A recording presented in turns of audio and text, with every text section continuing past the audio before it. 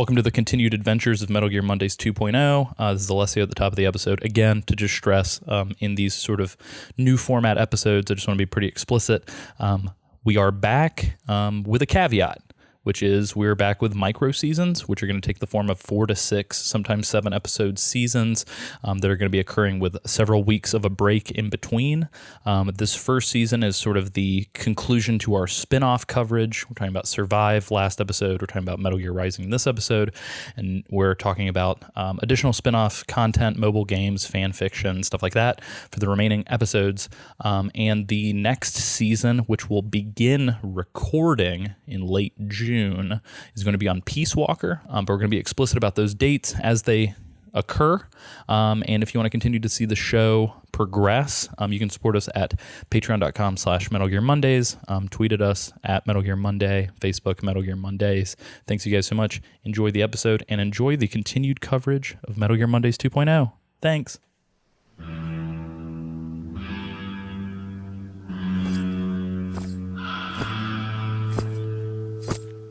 My sword is a tool for justice. You deny your weapon its purpose. It yearns to bathe in the blood of your enemies, but you hold it back. You're right. About me, I knew something was off. Give in to your true nature as a cyborg canine UG whisperer. Yes, you're right. Wolf! Mind if I cut in? That's my line. I'm sorry, Sam. Now, I've got to make this fair. K9001. My exoskeleton is shaped like a canine, and my model number is one higher than the K9000's. This is amusing on 2 levels. Well, it looks like this is going to be a classic cyborg K9 UG battle. A good old-fashioned dogfight. Sick 'em, boy! Yeah.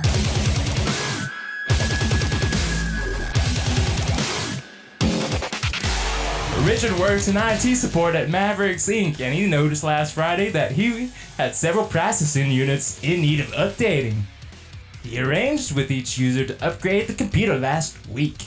Oh, I've heard this one before. Simple answer. Kevin Combs is receiving a Windows upgrade on Thursday. George, the problematic boy from Ghana, owns 0 computers. Boris in operations is having his Linux machine upgraded on Friday. And Doctor is a freelance contractor who has no office computing equipment. Ah.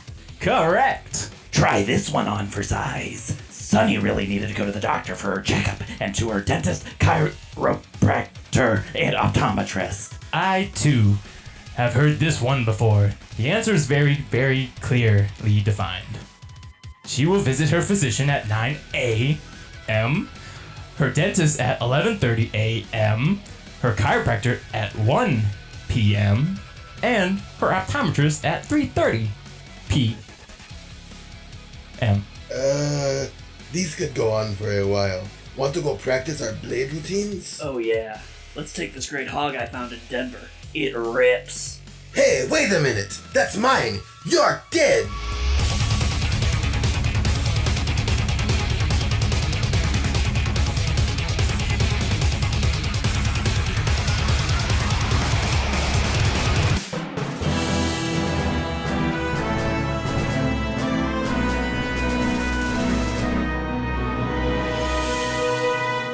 Ladies, gentlemen, boys, and girls, welcome to another episode of Metal Gear Mondays. As always, I am your host, Alessio Summerfield, and this is a book club-style Metal Gear-themed podcast, episode 66. As always, I am guest starring some boys. We got Sam Wright.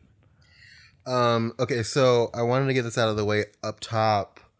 Since there is a character in this game named Sam, just to avoid confusion, I would like everybody to refer to me as Brad for the remainder of the episode. Okay. I am your stepfather. I would prefer Daddy Brad, but I'm chill, so Brad's cool too. Can Cool. I call We you? got Brad Wright and Isaac Lim. Hey, there's nobody in this game named Isaac, so you can just Hooray. call me Isaac. And we got a new kid on the block. We got a new kid on the block the recording block. with the full family for the first time ever. We got James the Jimmy Reichmuth. Ayo, they call me James. Sick. They call me Stacy. That's not my name. That's not my name. Yeah, so to further solidify to the audience at home that we are actually back and not just back for a Metal Gear Survive weird one-off. Which would be like really disappointing, right? If yeah, we just like came if we back actually for one episode did that, yeah. to do Survive and only Survive, that would suck, right? Yeah, exactly. So we're back. And this is episode 66, like we mentioned. We are going to be covering Metal Gear Rising Revengeance this week, as you already know from looking at your podcast app. But before we get into that, we're doing new things. New things. We're covering the news.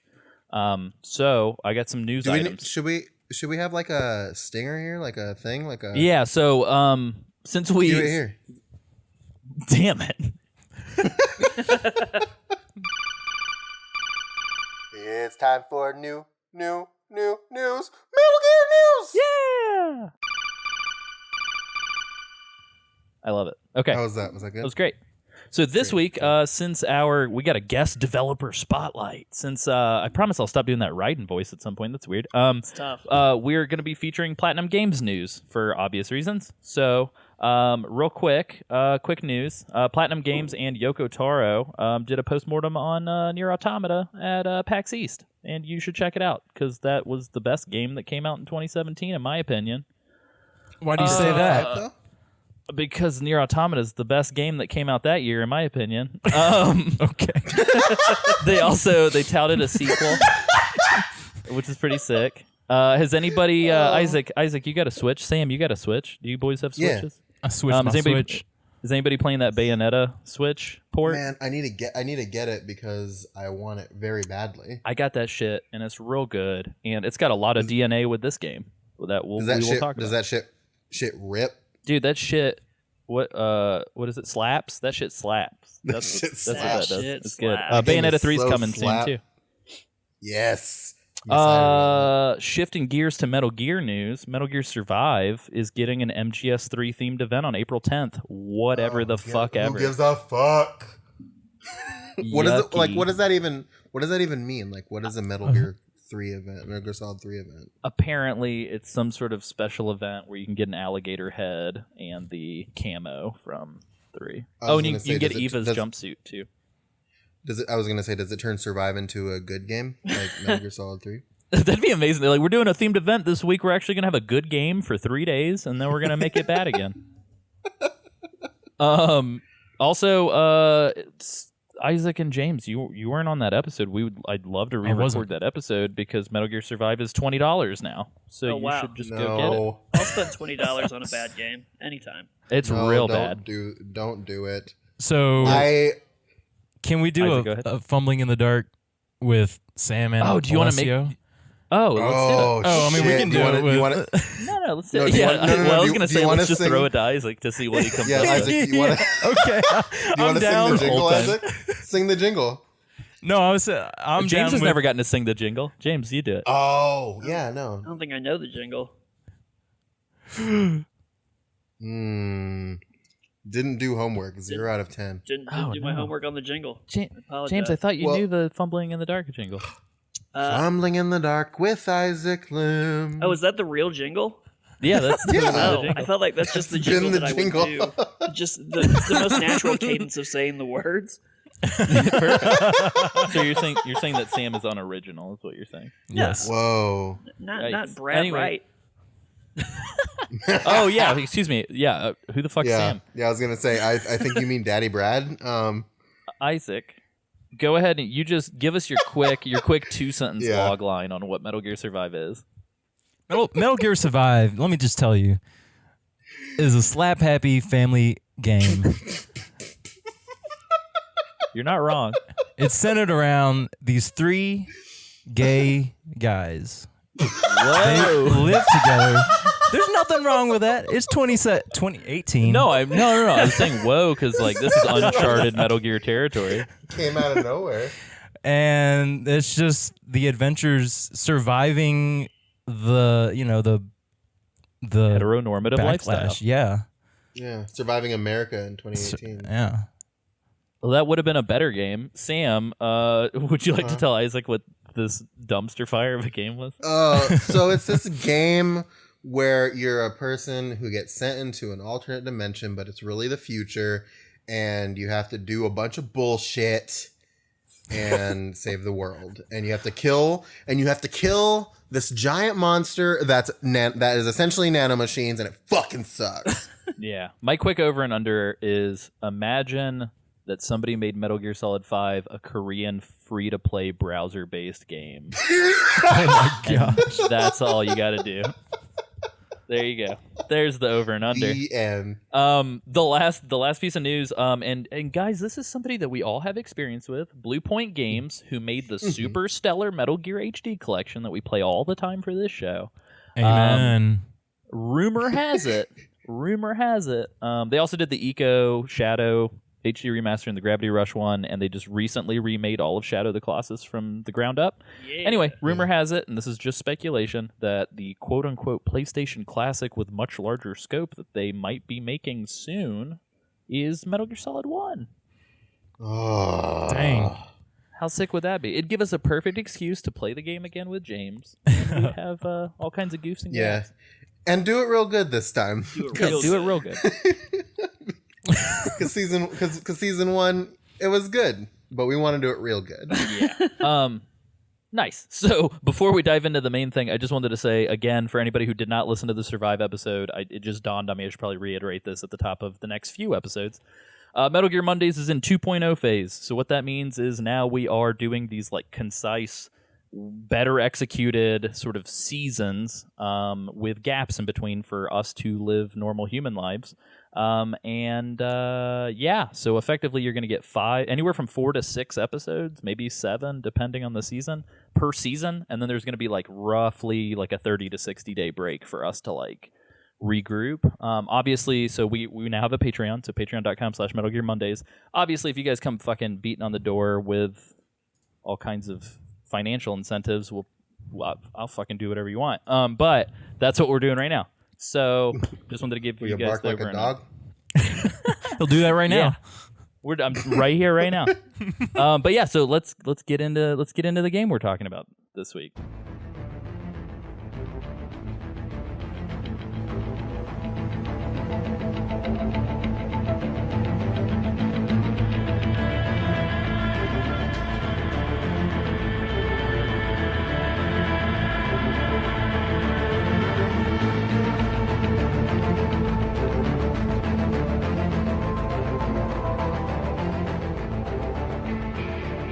We're talking about Metal Gear Rising: Revengeance, and just to give you guys the quick little history lesson real fast, I'll give you guys the quick up and down, and then we'll talk some generalities.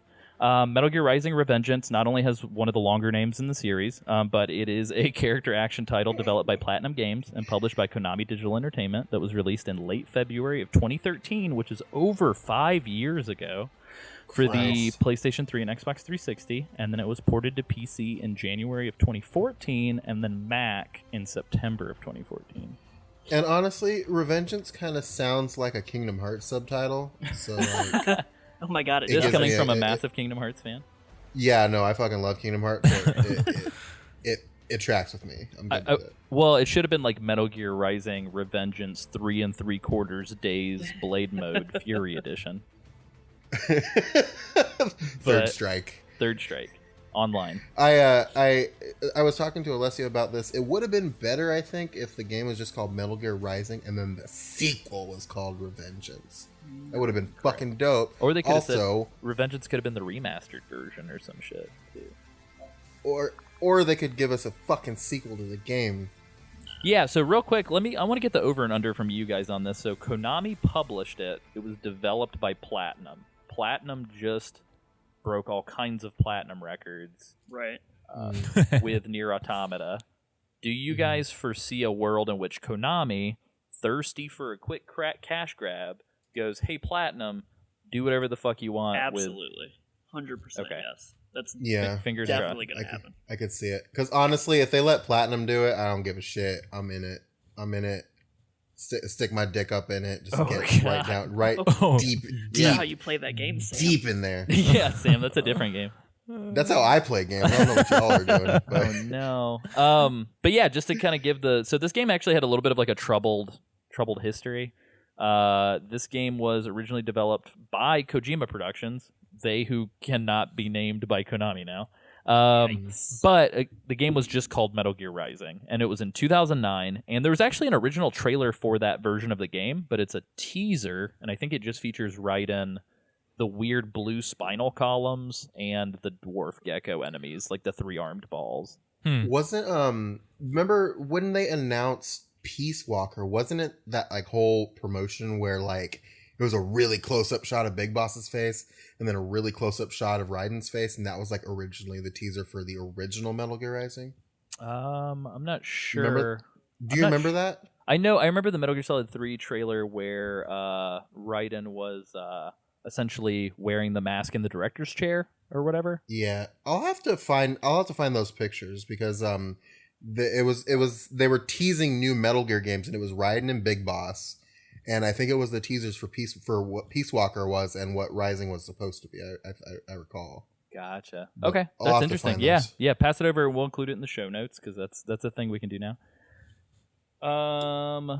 Sick. Yeah. So besides that, Hideo Kojima retained executive producer status on this game, I believe.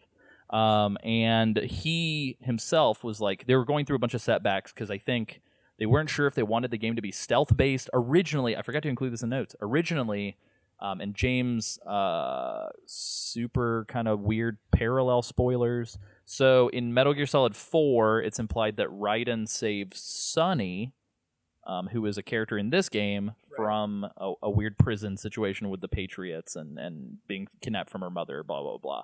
So originally, Metal Gear Rising wasn't going to be set 4 years after 4 in like a spin-off universe. It was going to be about that.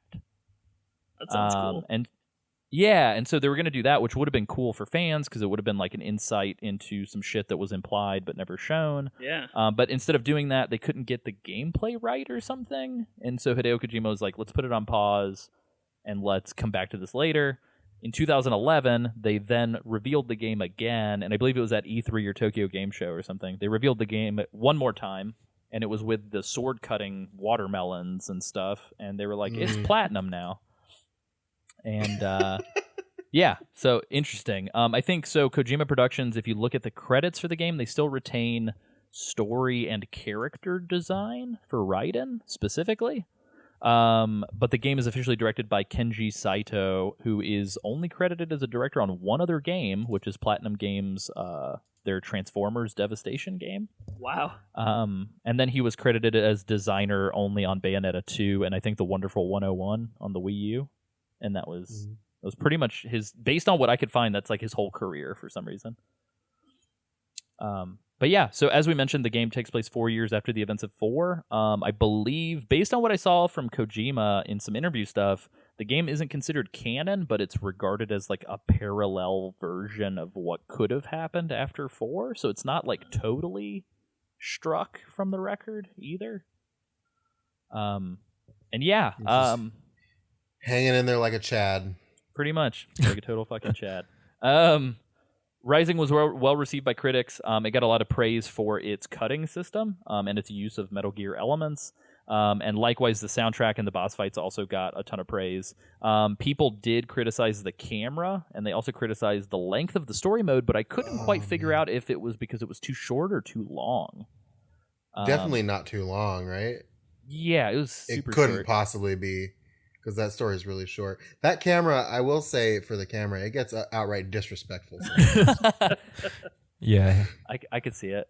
Isaac, James, I had a question for you guys. So Sam, I'm assuming this wasn't your first character action game, because I think we've talked about shit like Ninja Gaiden and stuff before. Oh yeah, Gaiden and God of War and shit like that. Yeah, was this Isaac, James, was this you guys' first like third person sort of like, not like a beat 'em up, because I think we've all played like Streets of Rage, but was it your first like 3D Devil May Cry-esque game? No, I played Devil May Cry way back when, like God of War and all that. I guess if you count God of War in that realm. Yeah, I think God of War does. But yeah, other than that, this was definitely the most like Japanese influenced one that I played, I feel like. Yeah, so technically, so Devil May Cry is actually a lot of the same people as this game. Oh, that's a good point. Yeah. But yeah, I'm pretty much a lot of the folks from Platinum are from Devil May Cry and like Didn't know Resident that. Evil. Last It's year, pretty much the DNA. same with me though. Oh, did you, Isaac? Did you play God of War? I did. Is I everybody know. gonna go Look, play we're the all- new one? I'm gonna Looks buy the pretty. fuck out of the I- new one. It's getting really good reviews. It's like got 95s and shit, like on Metacritic. Like, I enjoyed those games. They're Mhm. just fun. yeah. Did you guys find this game to be harder or easier or sort of in line? Because like so, and we're gonna go into it in the generalities discussion, but this game features like a very very minimal combat system. Like there's Yeah. not a lot happening. Yeah, it definitely felt like I Um, played it on normal, and I didn't feel like it was particularly hard ever. Yeah, I remember originally when I had played it years ago. I didn't beat it when I played it however long ago, because I got stuck at, and we'll get to the point when we talk about it. But I had got stuck at a point in the game because I don't think I really mastered the parry system that much, and I think I also don't think that I was really keeping up with like my upgrades and stuff at the time. Like I don't think I was paying attention to it. So I think that was probably why. But it wasn't too difficult when I played it on normal as well. I was going to play it on easy just to get through it, but I couldn't bring myself to do it, so I played it on normal. I think that was like And, everybody's story. I think like we were all going to play it on easy, and it seems like most of us backed out of that. Ha! Little did you What know. did Yes. Isaac! So I totally chickened out, and I went the easy mode. And Did you activate parry assist, or did you I don't know. I guess maybe it turned it on automatically. Is parry assist like with? Well, I had to hit So- square to parry. Is that what you mean? Well, so you can press square to parry, but what I'm saying is when you selected easy mode, it asks you, do you want to activate parry assist? Which, like, if you play it without parry assist, you actually have to move the sword in the direction that the attack is coming from to parry. Ah, I must have had parry So- assist on because I was just mashing square the whole time. Nice. So Well, you have to have assistance when you're dealing with Matthew Perry. He's a difficult guy. Mhm. Oh, I had to get my shitty dad joke in. So I've got a question specifically for James and Isaac, who I'm assuming didn't know as much kind of going into things. So like specifically with this game, and I'm sure, I don't know, it's got a little bit of a reputation now. But I'd be curious to see like what you guys' sort of preconceived notions were coming into this game. Like, did you expect it to be as like I think I described it to James before he started playing it as it's the Saints Row 4 of Metal Gear. Did you expect it to be as like balls out as it is? It's kind of weird. I'll tell you what I didn't expect. I didn't expect it to be so relevant to today's society. Yeah, right. What the fuck? Wow, they Yeah, nailed like- 2018. Like they got that. Yeah, I down pat. forgot about that. Yeah. Yeah, does the All game way down to- does the game all the way actually down take to- place in 2018? Yeah. wait, That's really? amazing.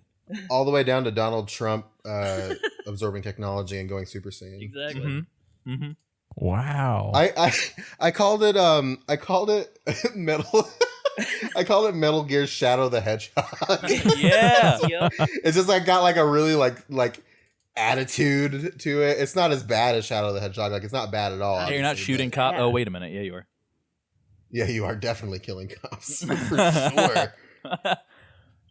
Jesus. Right on. Isaac, did you have any preconceived notions going into this at all, other than it was gonna be different? So I played the demo way back when. Well, I played it at a friend's house, and I guess what fucking friend? Whoa. Isaac, you have Shit. other friends. I'm your only Metal Gear Are you friend, kidding me right now? Isaac. I'm your only friend. How dare you? The Lale How Lule. dare Who the fuck? Oh, jeez. All right, moving Oh, back. it's going great. You guys can't see this, but I'm taking my earrings off. I'm getting ready. Take your wig off too, man. Mama's gonna throw down. But I remember it being super hard in the demo for some reason.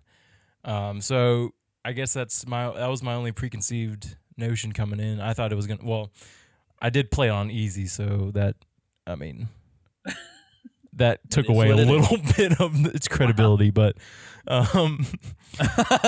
Isaac's like, I hear this is gonna be really hard. Let me. this is really Let me just- easy. What are Oh, people yeah. talking about? But Very nice.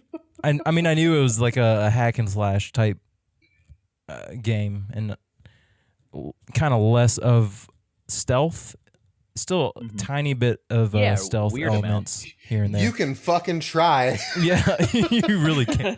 It's, Dude, I don't. yeah. Spoiler alert! I legit did stealth through a couple sections, which kind of surprised me.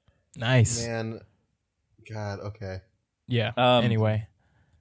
So yeah, let's. I think that's a really good segue to go into sort of the general, like, what this game is. So it's. I mean, like we mentioned, it is character action game. So if you haven't played anything like that, definitely look at your Ninja Gaidens, your God of Wars, your Devil May Cries. I would say the major difference between this game and those games is like, so imagine if God of War was just the Chains of Olympus.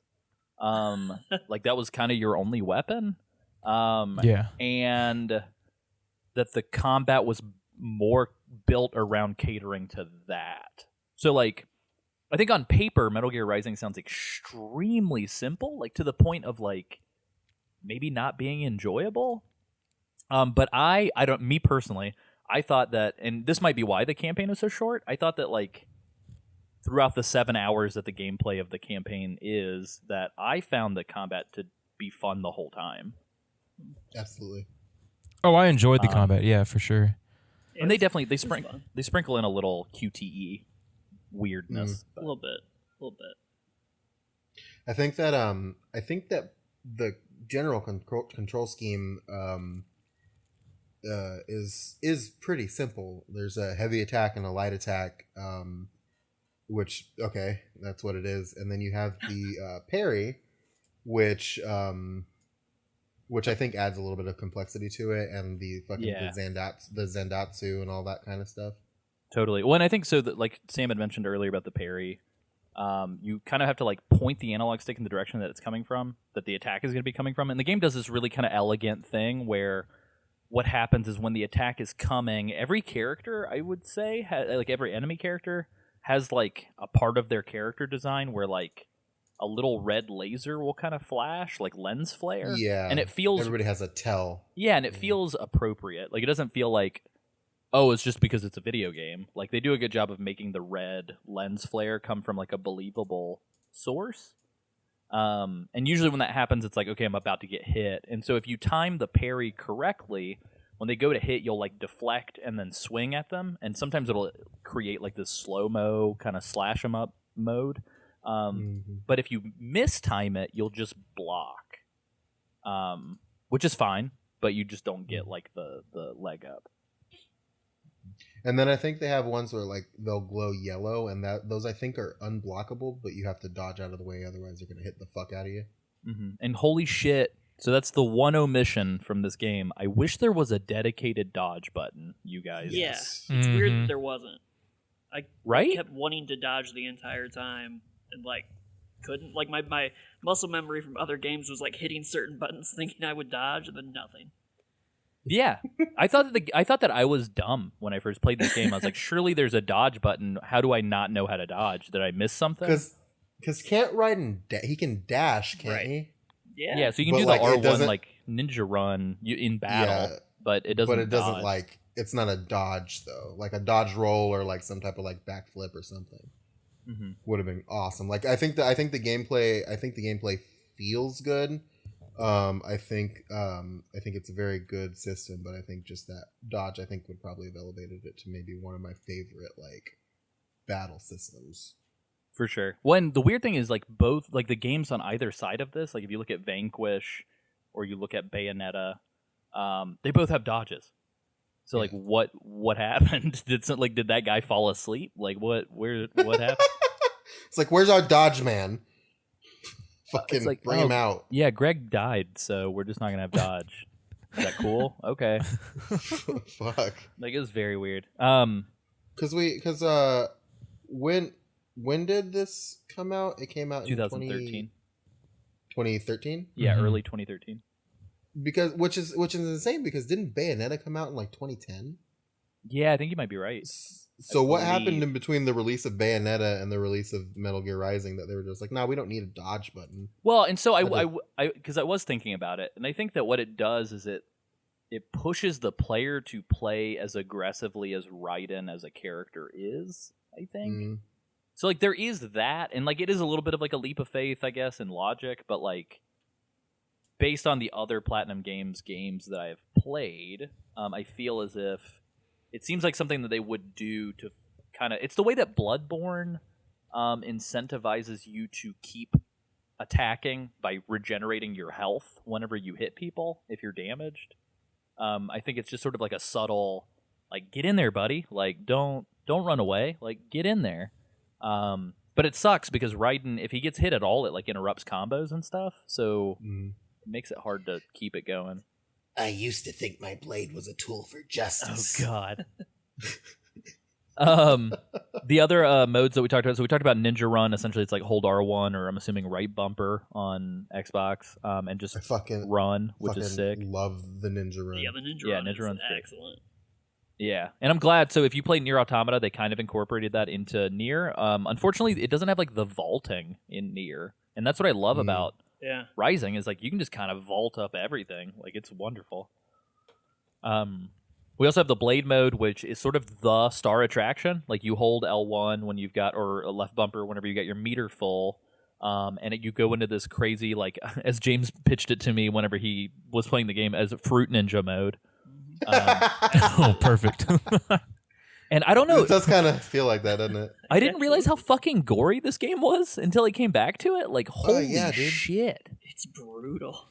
Cut up the Yeah, body you turn parts. people into Just like- bacon strips. Like, Yeah, buddy. literally. It's like slicing dudes in half. It's just like after a certain point, like like the cool thing about blade mode is that the way you restore your health and your meter for blade mode is by when you go into blade mode, sometimes if you've damaged an enemy enough, a red square will pop up on them, and if you slice them in the red square, it gives you a button prompt. I think it's circle on PlayStation. I don't know what it is on Xbox, but you rip out essentially their fucking spinal fluid and crush it in your hands and absorb it into you. The in-universe, like, explanation for that, too, is that Raiden has to extract electrolytes from his enemies. In order to keep himself functioning. So. And the best part about that, and I think that's kind of where my hypothesis for like the gameplay trying to push you into a play style comes from, is like when you do that Zandatsu and you absorb the nutrients, no matter where your energy meter or your health meter is, you will max out. Yes. Yeah. And so I think Which it's is dope. incentivizing you to just like go get him, champ. Like just run into the fucking meat kill. grinder. Cool. Some of the other stuff that I think most people don't really consider, at least I didn't, going until I went back. So spoiler alert, I beat this game once when it came out, and so this was like my second playthrough. So there are sub weapons in the game. The sub weapons consist of like EMP grenades, chaff grenades, RPG, almost like a homing missile launcher, and the cardboard box and the barrel make a return. Yes. And you also get boss weapons.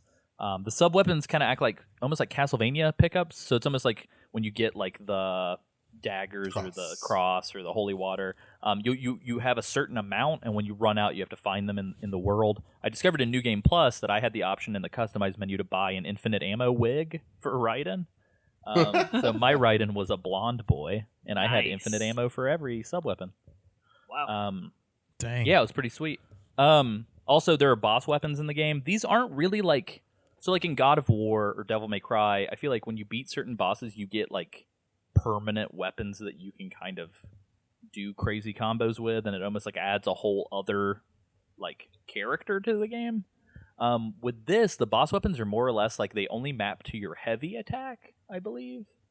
And they only have like specific combos, and like you can chain those combos and make them a little bit more intricate than normal, but it's kind of the same like 1, 2, 3 heavy thing. I know with the polearm weapon that you get from one of the bosses that we'll discuss, I could Best one. Definitely the best one. I could press a couple buttons and do like really cool like polearm spins while Raiden was like breakdancing and shit, and like that was cool.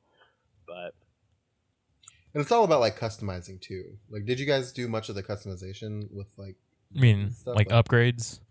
Yeah, upgrades. I mean, yeah. Yeah, man. Gotta spend them BPs. Isn't that what they're called? Yeah, isn't it BP and MGS4 as well? Yeah. it is. Yeah. 'Cause Oh I no, know it's, that, it's like, DP. 'cause I It's know- Reppin points in MGS4. Oh, that's right. DP and What are BPs? Du- double penetration and butt points. Butt Hell play. Anyway. Yeah. Stuff. So okay, just real quick. For me, after the first mission, it gives you the option to if you want to upgrade and customize Raiden, and I kind of went back to what's that crap, that horror game, Dead Space. Oh yeah. So I love Dead Space. Yeah. yeah, there's a point where I didn't upgrade at all, and I got all the way to the final boss, and I just couldn't beat him because Of none Dead of my Space, weapons. You didn't upgrade at all?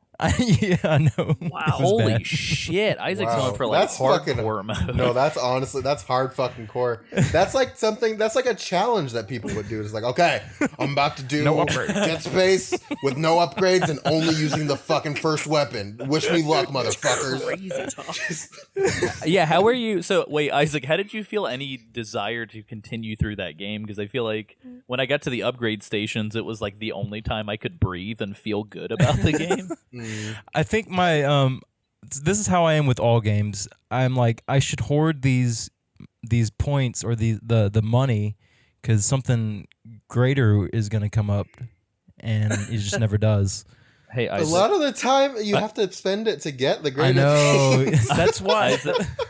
Isaac, as your friend for 16 years, I don't think that's just how you are in games. Hey, I think hey. that's how you are just in general. Oh, damn. Anyway, so Isaac is just. This Isaac is not just a like therapy crushing session. fucking cans of nos on his forehead.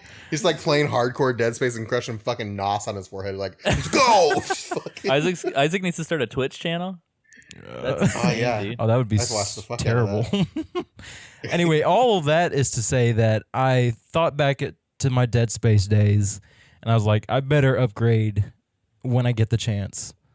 And so, Did anybody else find it hard to hit the enhancements on the core weapon? Because it hides it in that like little like press square thing. Like I No. didn't even know it. You could like so check it out. I didn't realize this until I played the New Game Plus.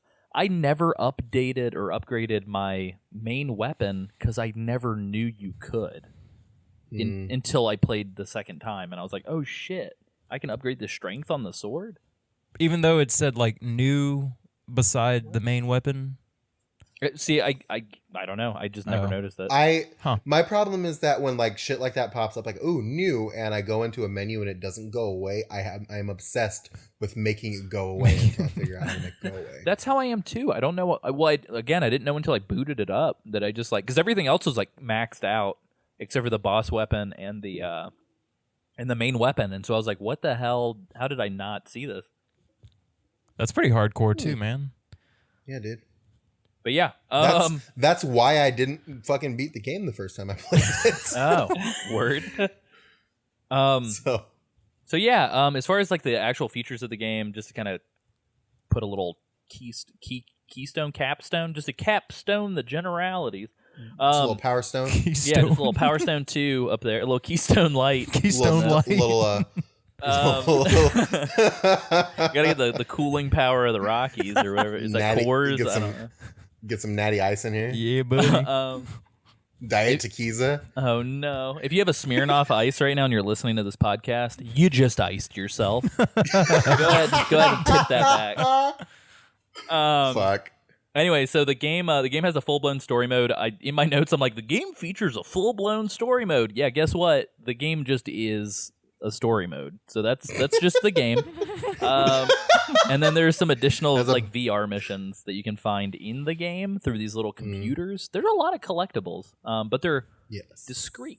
So the collectibles are there's the VR missions that you can kind of unlock in the space. You also get some DLC ones if you want.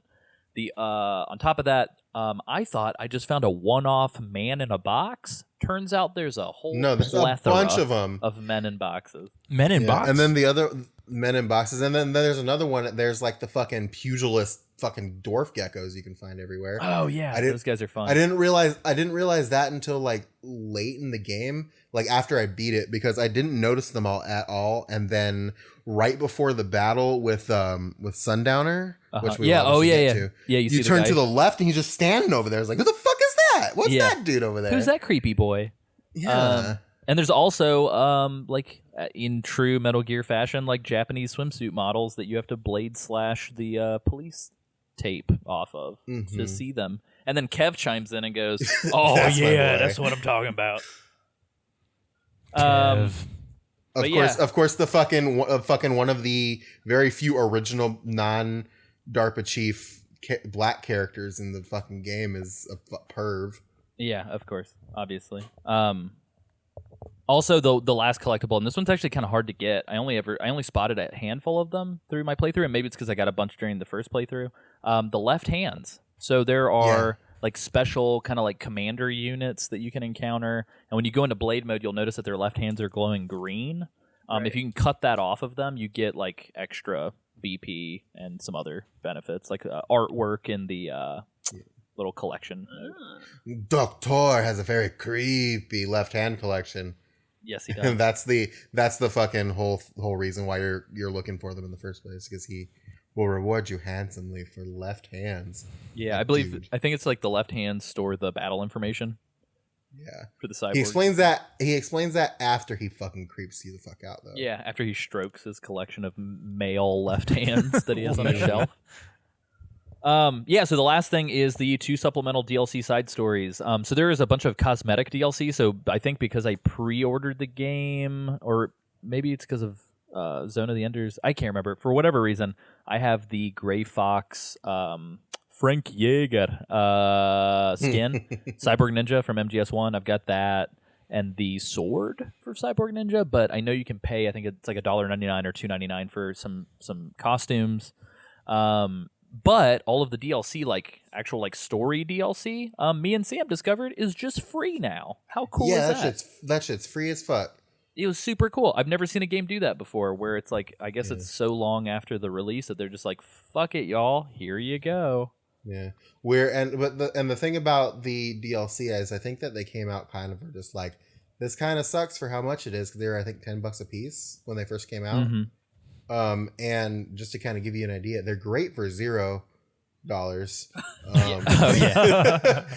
But just to put some perspective in, I beat the main game on a Tuesday, and we are recording this on a Thursday. And we got married on a Wednesday. But I beat both episodes of the DLC yesterday.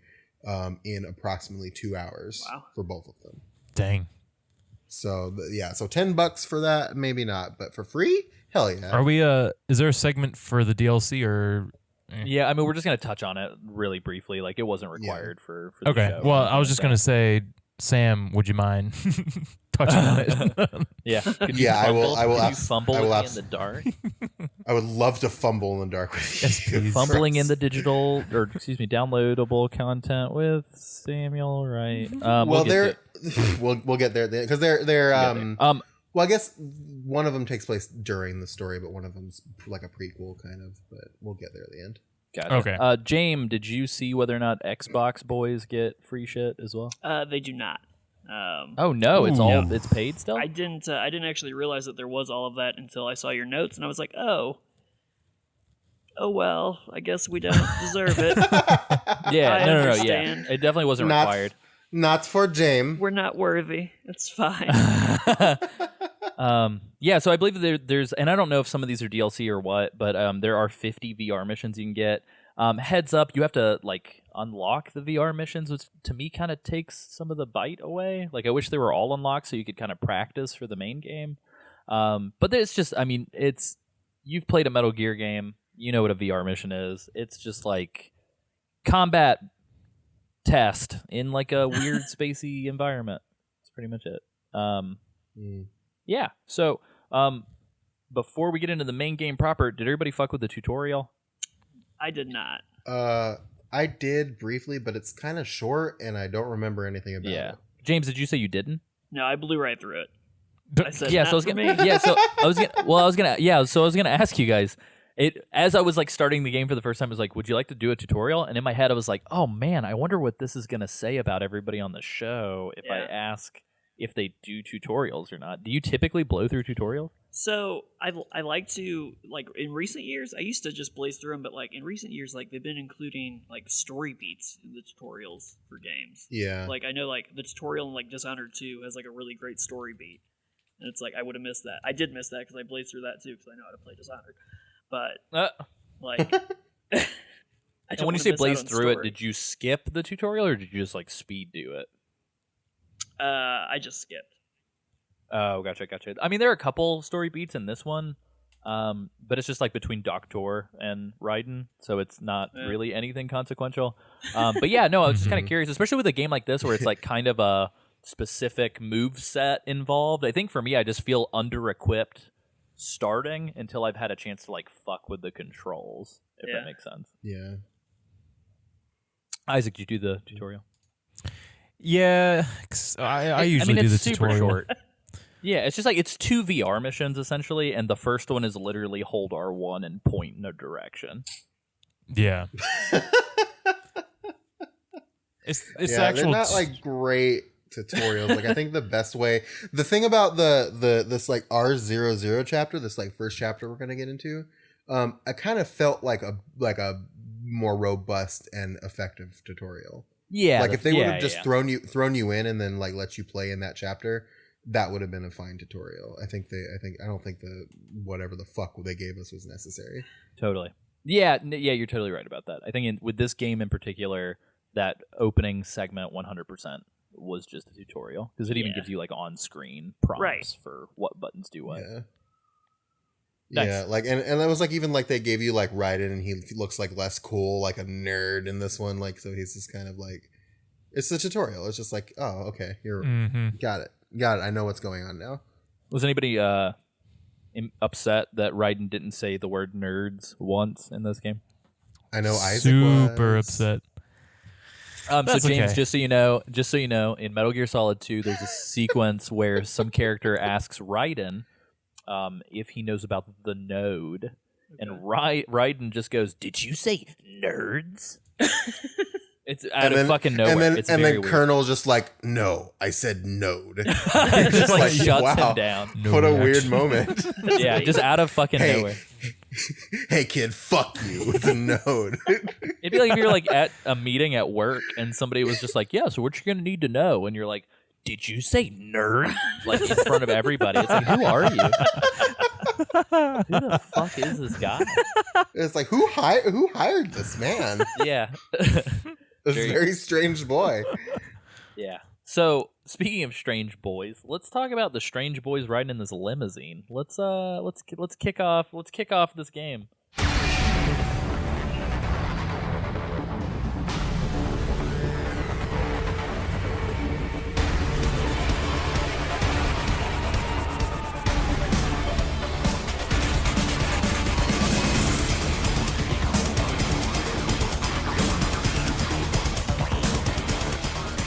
So yeah, as Sam alluded to, R00, so all the titles are called R and then a number. I don't know if the R stands for Raiden, Rising, Revengeance, Repeat, I don't know, Rico Suave. But this chapter is called Guard Duty, and it's because our like prissy soft boy turned cyborg ninja killer boy is now guarding political VIPs for money. That's what he does now. So if you wanted to know what Robo Raiden did after he woke up in the hospital at the end of Metal Gear Solid 4, he's protecting politicians for money. He just joined a PMC. Yeah. That's pretty much it. James, you described the prime minister that he was protecting as... He was James Earl Jones from Coming to America. Like, absolutely. Without a doubt. I was like, oh, this is going to be a great treat. We're going to get to see Eddie Murphy's going to show up. It's going to be really good. The politician and his like assistant, the prime minister and his assistant shared like a moment, and it was like very tender. Yeah. Yeah, it was very weird. Yeah, it was just like it was nice, right? But it was like, oh, these two guys, they really appreciate each other. It's very nice, but it was just like out of nowhere. But like there's some kind of like undertone happening between the two of them, right? We never get a chance to really explore it, and I kind of wish there was a third DLC. Yeah, it's just called like The Bodyguard. The Bodyguard. It's just we play the movie The Bodyguard, except instead of Kevin fucking Costner and Whitney Houston, it's those two guys. Yes. Yeah, it's very strange. So essentially, for everybody who doesn't have a PS3 or 360, so James, you played this on an Xbox One, right? So it's backwards compatible. Correct.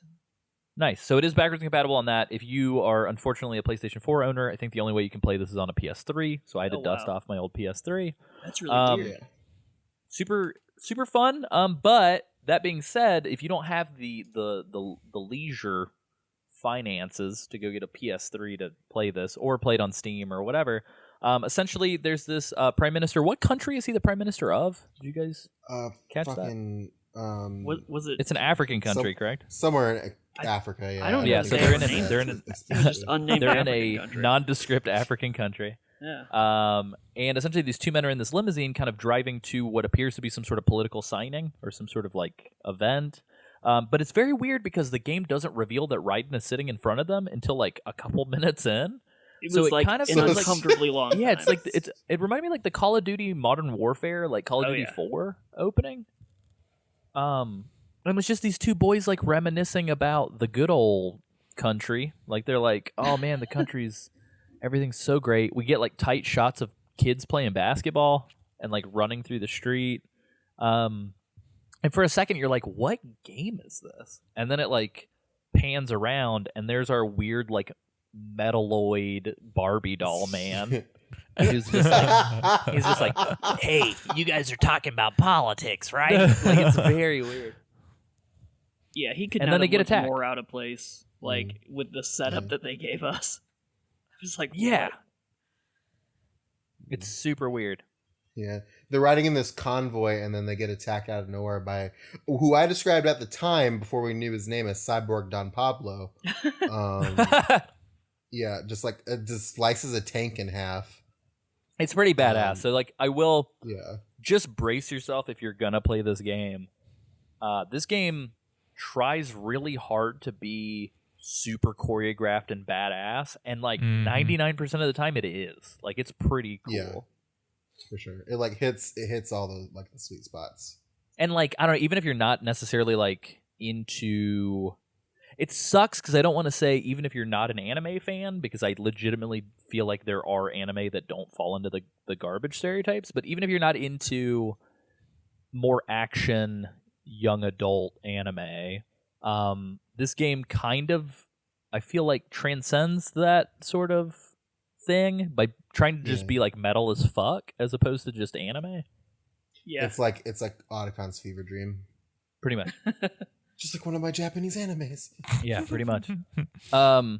Yeah, so essentially these bad guys show up, as you guys alluded to. So Jetstream Sam, Sundowner, and Metal Gear Ray, who are all going to get named kind of later on.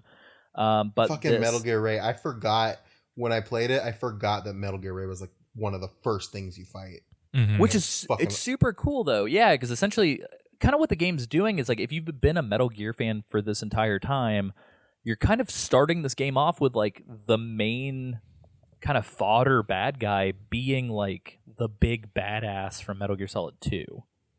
So it's super fun. It's like the same equivalent if it would have been like, hey, it's Metal Gear Solid 2, and the first enemy you encounter is like Metal Gear Rex, and then Solid Snake just like fucks it up. It's just like, oh my god, like what's happening?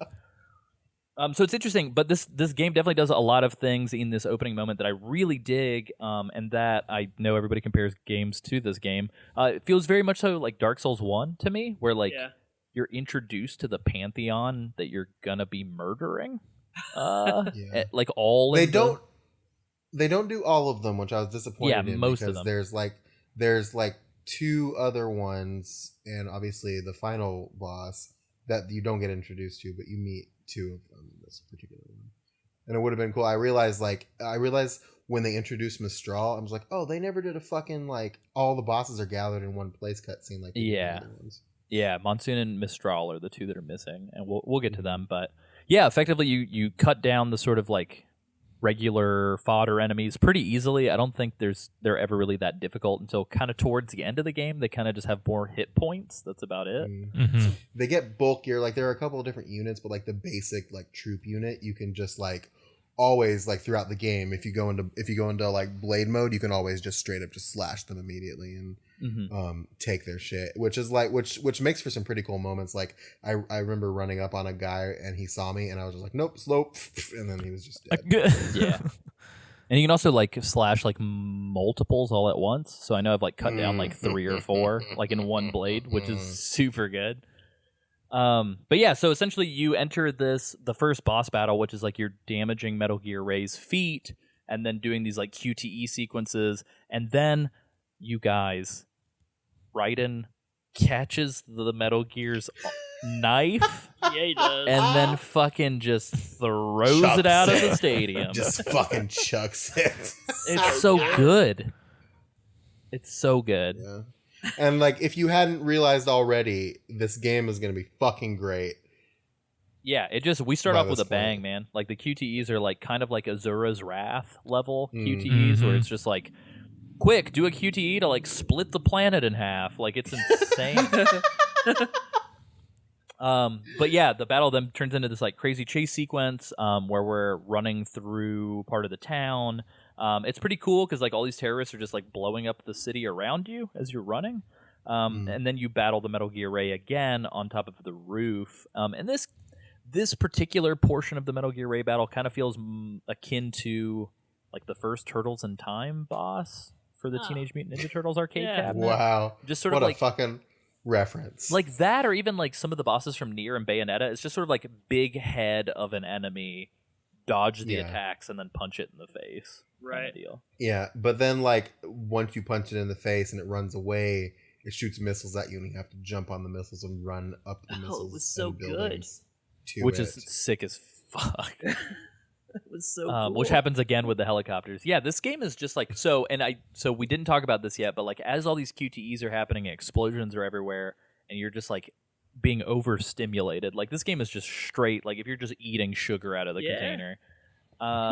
There's this like there's this music playing, and the music, dude. The music is like. It's like early 2000s alt rock by way of like Disturbed doing like Puddle of Mud or something. It's so weird. It's so good though. Like it's really fucking good. Like it adds to it. Yeah, it's crazy. Like I couldn't imagine any other soundtrack. Yeah. Yeah, and so if at this point you're still not convinced, like this game is just going to get crazier because not only do you do the missile running evasion shit, but you then start doing this gravity-defying tower run, which is like imagine Raiden running down the Washington Monument in DC while like slashing at robots. Like it's bananas. But then we get this super wonderful plot beat where you just get disempowered as fuck and you get destroyed by Jetstream Sam. Because like the whole thing is like you're trying to like save the prime minister because they kidnapped him to destabilize the nation, and they wind up killing him. Like Raiden rushes this dude even though there's another dude there, which is a very bad mistake, and then they wind up killing the prime minister. And we're on a train now, by the way. So we're on a moving train. So again, this game's just like, fuck it, dude, everything. Like, go. Here we go. Boom, boom, boom. And then Sundowner gets away, the big boy. And then, who by the way, his smile is rendered very creepily, and I don't like it. I love it. I also love his like southern affectation in the voice. Yeah. We're going to destabilize the nation. Dude, it's perfect. Like, he's just like, we're gonna pour a little whiskey on it, god damn it. And you're just like, God damn it, God bless a fucking America. Why is everybody always talking about how bad war is? I love it. I fucking love it. If it was a woman, I'd give it a hug. I love it. Like, it's just like, what's going on? I was like, was that a direct quote? Yeah, so like you just get like, so this game does this cool thing, and I feel like this might be like the smartest chapter of the game because it's like trying to win you over. But like it just makes you feel so empowered right out the gate. And then it's like, oh, guess what? This other dude's about to just fucking own you, like, instantly. And so it's kind of like the Mega Man X and Zero, or excuse me, Mega Man X and Vile moment from OG Mega Man X on Super Nintendo. It's like, this guy shows up, you get fucked up, but essentially, if you notice, he's using all the same sort of like moves and stuff that you're going to then get, which is cool. So, yeah, and that was pretty much that first chapter. Isaac and James, I want to check in. I want to do a little check in. So me and Sam had played this before, so we were just like, let's do it. If anything, in this chapter, I found my love for this game because I was like, shit, I don't remember loving it this much when I played it the first time. What were you guys' thoughts coming out of this? Like, did you like it? Yeah, did it make you feel better or worse about the prospects of playing the rest of the game? It's one of the best intros to a game ever. I felt like I was off to the races. I felt simultaneously empowered and like super defeated, which is always good. I felt like a kinship with him about his whole eye situation. Felt good about that. Oh no! Oh god! Oh no! Too real. Here we go. Oh, Classic. Isaac, how'd you feel? Were you ready to ride White Line? no, I really liked it actually. So for some reason, I always thought this game sucked. Like I always thought the reviews were terrible. Whoa, dude! For this game. And I don't To be know. honest, I think you can be forgiven for thinking that just on like first glance. I think. Yeah. Just It's because, it like, looks like some GameStop cheese. yeah. Yeah. But Gross. Little pub cheese. I really like Ugh. the music when you're fighting a boss. It I just kinda- imagine Isaac like Yes. standing up at his TV with his wireless controller, just like rocking the Dude. fuck out. Playing the I game. put it down like I air guitared it all day. Hell yeah. I definitely did have a moment where I was like, am I gonna look this music up later? Is this just gonna be my song now? Just my jam? Yeah, I'm just like headbanging and I'm just like smashing this Metal Gear and I'm like, Yeah. Yeah, who knew that Metal Gear just needed more metal and cyborg? it felt like an anime. Imagine fucking fighting Revolver Ocelot if it had like some fucking butt metal going. If everybody, if it just had some jamming ass like stoner metal sludge and Play like some fucking Sublime. you and Ocelot are gives a just like shit. fucking rock'em sock'em roboting like all over the countryside. It'd be amazing. So I think we can safely say we need to see like a Metal Gear Solid 5 Rising crossover. Is what you're saying. Mm. Nice. That'd be pretty great. So going into chapter 1, called Coup d'etat. This is actually where the original demo took place, and the demo being the one that packed in with Zone of the Enders remastered for PS3 and Xbox 360. Essentially, this whole mission, I want to say, up until the fight with the dog, was in the demo. Apologies, I have hiccups. So we finally kind of get introduced to Raiden's full support cast. So we've got Boris, who is this cross between like your Italian mechanic and a Russian man. It was a cousin Roman. Who by Yeah. Cousin Roman, yes. Totally. Who, by the way, at the end of the last chapter, saves you from being killed by Sam by showing up on a fucking helicopter with a minigun, and also fucking says, "Kept you waiting, huh?" Because Oh, of hell course yeah. somebody has to say it in this video game. That's super good. Real quick, I just want to point out, and I'm not going to edit it out, the dog that's barking in the background. Isaac, is that your dog? That'd be Frank. But hey, Isaac, can you tell us? Can you tell us? So Isaac's dog is colored. It's like the same color as the Foxhound logo, and his name is Frank. I love it. Wow. Little yes. Frank Yeager. it's a little callback. Anyway, but I don't know if it'll get picked up in the microphone. No, yeah. You're fine. I just wanted to But- point out the sorry. cool little goofy Metal Gear tie-in. Yeah, so we got Doctor, who's this weird German mad scientist with a bolo tie. Can we talk about that Doctor bolo I tie? loved his Love comment it. about Yes. if the walls had fallen earlier, he'd be a Nobel Prize winner. I'm like, I don't think that's true, dog. I think that life was for you. Yeah, right. And then we have Kev, the aforementioned African American pervert that's on the team. He's a real cool guy, Kev. Super cool. Kev's cool. I like Kev. He's got a good head on his shoulders. So he's cool up until like later on in the game. He gets really angry about like the mission that you're going to be doing later in the game. Oh yeah. Yeah, he just gets like really The reverse Die Hard situation that occurred. Yeah. And then we got Courtney, who is sort of the prototypical Metal Gear busty support character, I guess. I don't know. Metal Gear doesn't. So let me ask you guys this real quick: is Metal Gear does it have a lot of busty women in it? Yeah. Now that I'm thinking about it, I don't know if that's really true. Like, there's always one kind of voluptuous They woman. had Sniper Wolf in the first one. I guess technically Fortune. I guess in the second one. I wouldn't really call Rosemary like busty. That's a fair point. Eva. So she's just kind of like your female support cast save game codec call. Which, like, can we pause for a second? I forgot there was a codec in this game. I used it in this first chapter and never fucking used it again. Yeah, I don't think I used it Yeah. once. Oh, yeah. You don't need to. Yeah, so you I can did press it a couple select times. to talk to them. There's a trophy for talking to them a lot. Okay. Yeah, I will just say, like, the conversations go a little too long. Like, there's a couple times when I'm like, oh, I think I forgot what I needed to do. I need more information. So I go in the codec thinking they would give me information pertaining to the mission. But then they gave me a backstory of, like, the game. But the conversations went on for, like, minutes. And I was like, come on. Mm-hmm. I want to present this thought to you guys because I like the codec conversations sometimes would go on for a while in the other Metal Gear games too. And I wonder if it's a symptom of this game being such a fast-paced game that maybe you're too impatient for the longer codec calls. But in the other Metal Gear games, since they're a little bit slower, a little bit more stealthy, or a little bit more methodic, that the conversations don't bother as much.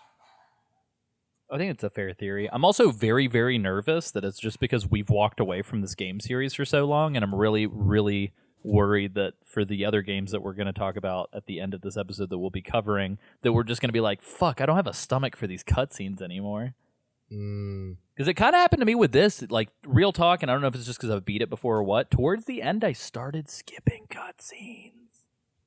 Skipping cutscenes. Yeah, I was like, dog, I don't have time for this. Like, and it might have also been like, spoiler alert, like me, James, and Isaac kind of like played up until like the day before. Yeah. But still, Yeah, I don't know. I was a good boy and beat it 2 days before. Right. Yeah, Right. good guy, Sam. Anyway, so that's the codec stuff. I will say the one fun fact is I discovered that the voice actress for Courtney is also the voice actress for Haruhara Haruko from FLCL. I heard her. Yeah, I heard her say a word, and I was like, "Oh shit, I know who Courtney is." And then I looked it up online, and I was like, "Yes!" It was very fun. Yeah, so she's the American voice actress, or the English-speaking voice actress. I don't know if she's Canadian or some British or something, but she is English.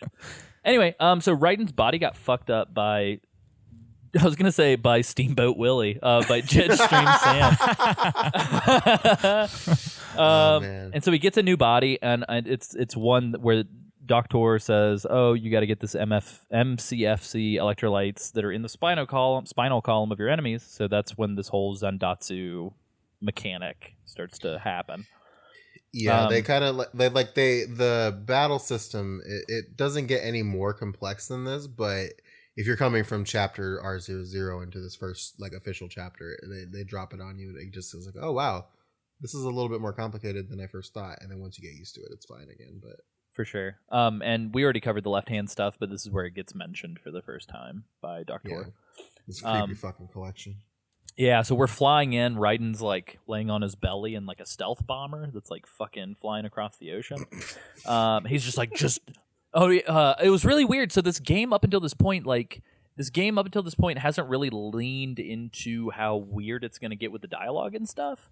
But the game does start to get into like people making fucking weird jokes.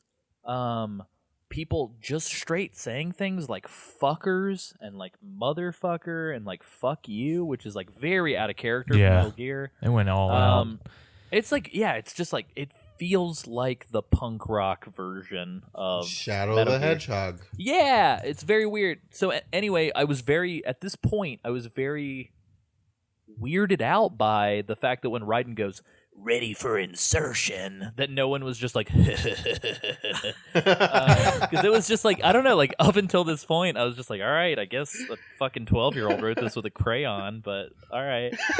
Oh my gosh. It was very weird. Anyway, so yeah, the whole situation is some terrorists supplied with weapons from Desperado LLC, which is the PMC employing Jetstream Sam and Sundowner, who just took who killed the prime minister earlier. They have taken over a nation's military via something that very nonchalantly gets thrown out there: brain jacking. And then Raiden is deployed to bring peace to the situation using his hella sweet samurai ninja moves. This game can't really quite seem to land on whether or not Raiden's a ninja or a samurai. Raiden's a ninja. Sam is a samurai. He's a ninjamurai. That's what he is. Ninjammers. Windjammers. Good game. Yep. Anyway. But yeah, so the brain jacking and some of the brain shit that's going to happen later on. This game is almost as if Ghost in the Shell hung out with Metal Gear a little too long. And so we get dropped in, and I would say sort of this main area sort of takes the mold of what the rest of the game is going to be like, which is like these big open maps for you to kind of do some exploration. And there's sort of these like pseudo stealth elements where like as you enter new spaces, not everyone in the space is immediately going to be privy to the fact that you're there. So you can kind of do some sneak attack stuff. You can collect ammunition for the sub-weapons that we talked about. But this little conflict in this little tiny nation island or whatever is kind of just like a microcosm for the whole game. Like, this is kind of what the whole game's going to be like. And there is some like civilian rescue shit that you can do. So every once in a while you'll come across these PMCs that have like a civilian on their knees. I saved probably 2 of them, but they're really fucking hard to do. So there's one here. I think there's 1 every chapter or 2 every chapter. They're not in every chapter. There's like a couple. Yeah, most of the time it kind of sucks because like if you're just slicing and dicing and fucking slamming on the accelerator, the guards will be notified. Slamming and that like subscribe button. Yeah, if you're just doing a dainty slam of that subscribe button. Chances are they're gonna fucking execute these civilians like when you're like I absolutely 500 feet away. Yeah, everybody died. I didn't save a single civilian. Hell yeah. So can I talk about how I handled the stealth in this game, and then we can kind of pass it around? This would be a good time to talk about it. Yeah, totally. I didn't. Yeah, I didn't. So I did in a couple sections where I was like, fuck it, I don't want to have to fight these 2 big ass gorilla UGs. So like I would backstab them and get through it that way. But there are definitely plenty of sequences in this game where I was like, nah, baby, like we're gonna go fast. And I think that, honestly, I think the game, like, it put it in there, I think, to give you the choice, kind of. But this game wants you to fucking go balls to the wall. Yeah, it feels more like almost like a cameo, where it's like, hey, remember the game that this is based on? They even have, like, the alert sound, so when you get seen, you get the little bring or whatever. Yeah.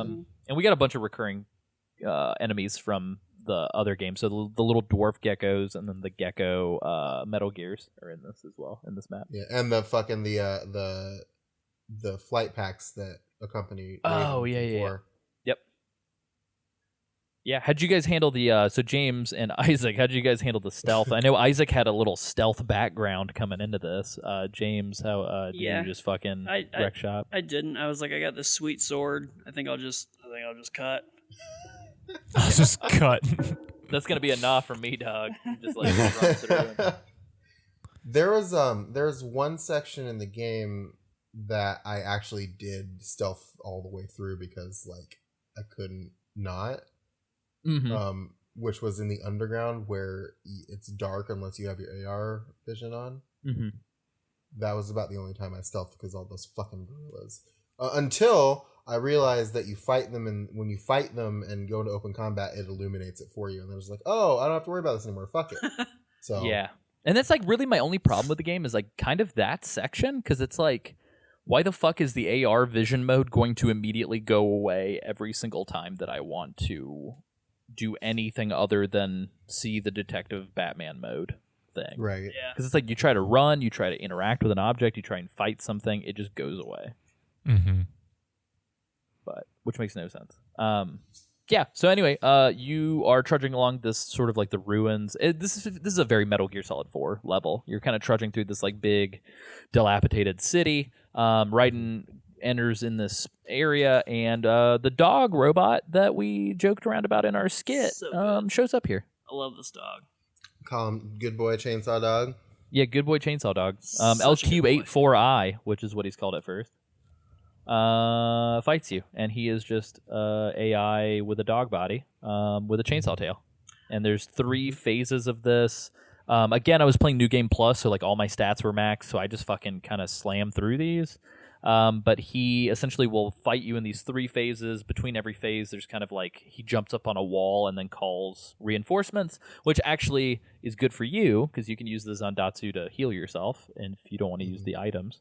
And it's kind of, I don't know, I think this boss fight's kind of like a final exam for the tutorial mission shit that you should have kind of had squared away. It's like, because it's like the first time where it's just like you need to combine literally everything you know about the game thus far to beat it. Parrying and fucking Zandatsu and all kinds of stuff. And it's a good fight. It's not difficult, but it's challenging enough. Yeah, and we're definitely not gonna cover all of the collectibles because I 100% did not do that. That's fucked. But I will say for this one, there is like a little storage house that's in the boss arena, and the only reason why I'm pointing it out is like there will be these doors that you encounter where you can just fucking cut straight in through these doors and like go into these cool little inside spaces, which I wish the game would have done more with. But yeah, then you get chased by some helicopters. We get a little chopper fight sequence. I had unlimited sub weapons, so I just shot the shit out of this thing with an RPG and kept going. I like the where you run across the bridge though, and you run like it's like some kind of like Crash Bandicoot, like run towards the camera mission. Yeah, definitely. How did you guys? I couldn't figure that out at first. Like it was very everything was so fast, and I was like, and it flashed on the screen like hold the L analog stick and then hit R1 or something like that. And for some reason, I couldn't figure out what they were wanting me to do, and it was very weird at first. But I mean, I figured it out eventually after getting hit by Isaac's like, couple my missiles, playthrough but- stopped there because I could never get it. So Oh, here we I are. never got it. Yeah. I legitimately, there's a moment we're going to get to where I 100% died 11 times in a row. what? Holy and shit! It's dude. it's very embarrassing. I had okay. So here's something that I will say that I'm proud of. I had 3 continues the entire time, and they were all because I just didn't press a button in time during a QTE. Mhm. Like I fell off of a fucking building and then like died, and that's how I died. And I was very proud of that. Yep. Yikes. Yeah. Yeah, right on. Yeah, this game. So it's interesting. The character designs kind of look like the shopkeep from Bayonetta 1 in this game.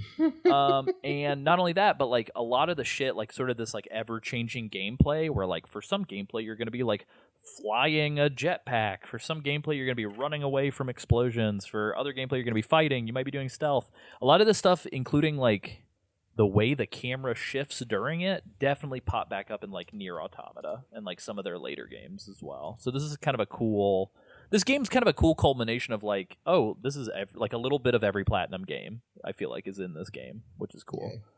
Yeah. But yeah, so Raiden gets to this vantage point. He spies on... So we forgot to mention up at the top, so the terrorists that have taken over this country are run by this Russian man named Dolzaev. And Raiden gets to a vantage point, and he sees through his binoculars that this is Dolzaev is pointing a gun at a real sexy lady. And it's sort of this refinery. The woman looks at Raiden. Raiden gets real creeped out. Someone calls Raiden, asks why his heart rate is jacked up. No. He says nothing. No, you're missing a very critical point. She blows a kiss at him. Oh, I forgot about that. And it makes like a heart thing, and he like fucking jumps. He like jumps out of And his then- skin. He freaked Yeah, and then out. Doctor asks about his heart rate, and he says, I dodged a bullet. Yep. What the fuck are you talking about? Yeah. Well, and so I feel like so there are like maybe 2 or 3 moments in the whole game where Raiden will begrudgingly be like, "I have a wife and a baby at home," and you're just like, "Oh yeah, you do. What's happening?" But yeah, anyway, so our journey now, the shift becomes instead of, and again, the only reason why we're here is because like, oh, the guys who killed the prime minister. So, and I had to constantly like pause and remind myself like, why the fuck are we here again? Like at several points in this game. But effectively doesn't matter. Kill shit. Yeah, pretty much. But effectively now your objective shifts to like go to the refinery and figure out what the fuck's going on. So we're heading there. There's this like every once in a while there'll be this like kind of optional battles that pop up where your support crew will say, "Oh hey, we just got a distress signal," but like it's always just kind of like fight 2 of the thing that you're about to fight. Yeah. And it's like okay. It was like, and no, the crazy thing about it is like this is the only time that happens in the game, I think. No, it like, happens the second time. It happens it? in the sewers. Yeah. Oh. Because that's Well, I fought all those flamethrower boys like way early. Like I think I fought like 7 of them or some shit before you encounter them in the game. Gotcha. See, even so though, like even with 2, like it does, like it happens so like not often. Like it's weird. Yeah, it's like they forgot about it. It's like there was some weird side quest mode that they wanted to implement and just didn't have time. I want to ask all y'all a question. When you were fighting those fucking helicopters and it fucking charges you low to the ground, did anybody have the thought, that's not how a helicopter works? Never, Sam. In my mind, that's exactly how helicopters. Yeah, helicopters and rhinos operate in the same way as that they True. get real close and then they charge. That's exactly right. I mean, all right. Yeah.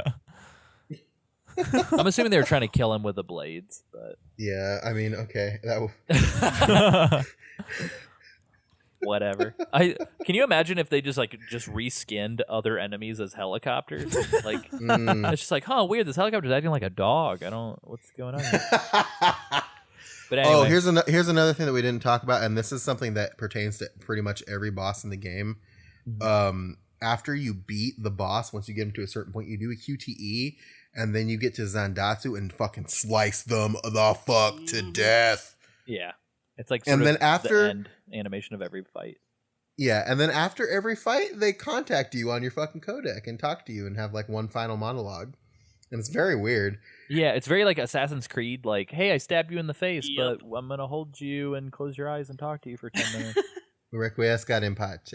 Yeah, I'm going to talk to you in this weird death cocoon that you've created.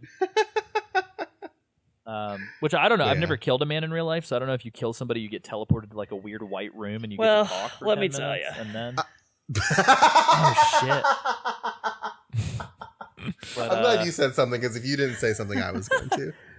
I'm gonna so after helicopter we get introduced to these dwarf geckos.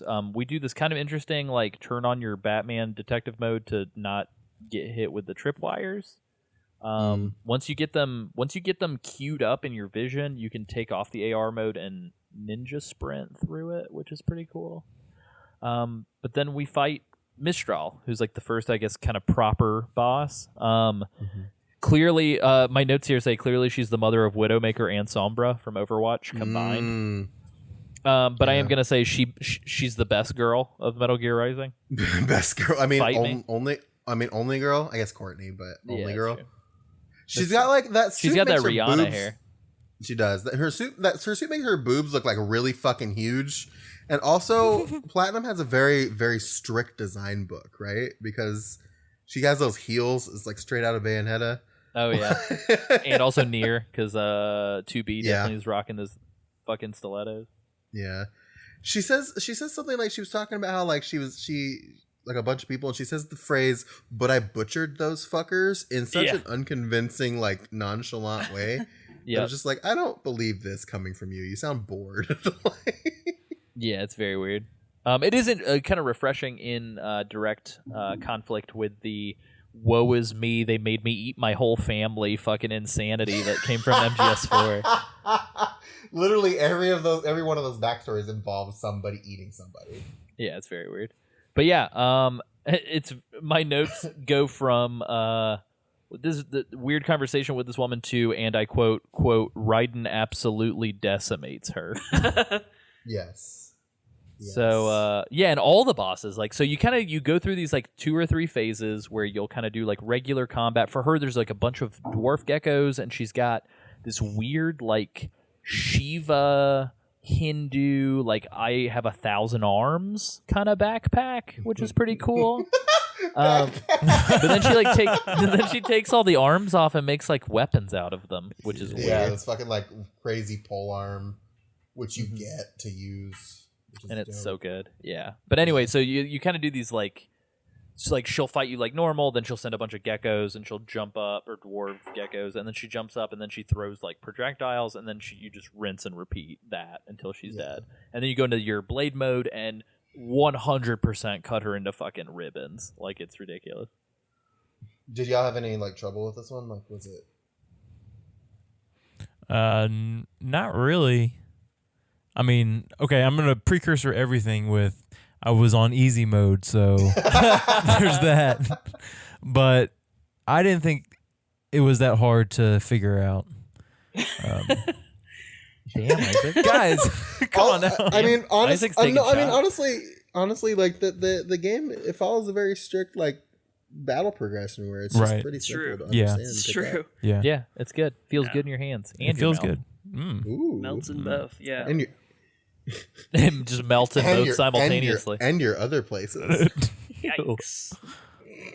Exactly. Yeah, James, what'd you think of old girl Mistral with the Rihanna hair? I think that the way you described her was perfect. Like, I'm already blanking on the Overwatch characters' names, but when I read that in your notes, I was like, oh yeah, that's absolutely Sombra and Widowmaker. Sombra and Widowmaker. Yeah, it's Thank like- you, Sam, for the assist. Too sexy for her own good. Yeah, I was like- kind of like. I was like distracted. I was like, who is this woman? she should be in a Who is different this like game. coffee dipped woman speaking with like a French accent? Why is she so mean I to want to me? jump ahead. Oh, I want her to be The- more mean to me. The Blade Wolf DLC, she is very mean to Blade Wolf. Oh God, I gotta go play But that. like the weird, But there, but, BRB. the weird flirtation when she's like, I'm only half French. What? Yeah. Who is this guy? I will jump it forward. And there's a scene in the Blade Wolf DLC where her little dwarf geckos are like grabbing her butt and like holding her up in like a chair. And there are 2 things happening in this scene where, one, they're just like grabbing her inappropriately to hold her up, but they're like quivering under her weight because there's only like 3 of them holding her up. And 2, they are weirdly, I believe, sexually attracted to her. These dwarf geckos. Yeah. Interesting. What is So she it's doing all- with these hands outside of work hours? I don't know. It's like they make a point where like they do like an angle where like they show underneath her and they just show like a dwarf gecko's arm just like grabbing her butt cheeks. Like fucking Great. it's very strange. Aren't video games inclusive and comforting? Anyway, you kill her and then Dulceyev is like, even though he was arguing with her, is like, I think in love with her. Oh, And it was then real. decides- Yeah. So hold on. Let's pause for a second. So Dulceyev is just like, so Mistral says to Raiden like some kind of like "I love you" shit, which feels like it comes out of nowhere. And Dulceyev Yeah. comes out of nowhere and he's like, Mistral, I had no idea you. And Raiden cuts him off and goes, she was talking to me. And you're just like, what? And then Dulceyev blows himself up with the plant. He had like a plan to like blow the plant up and like destabilize the nation or some shit, but it didn't work apparently. Like it was futile. Also, let it be known the plot point of the refinery was built with Russian money for Russian money.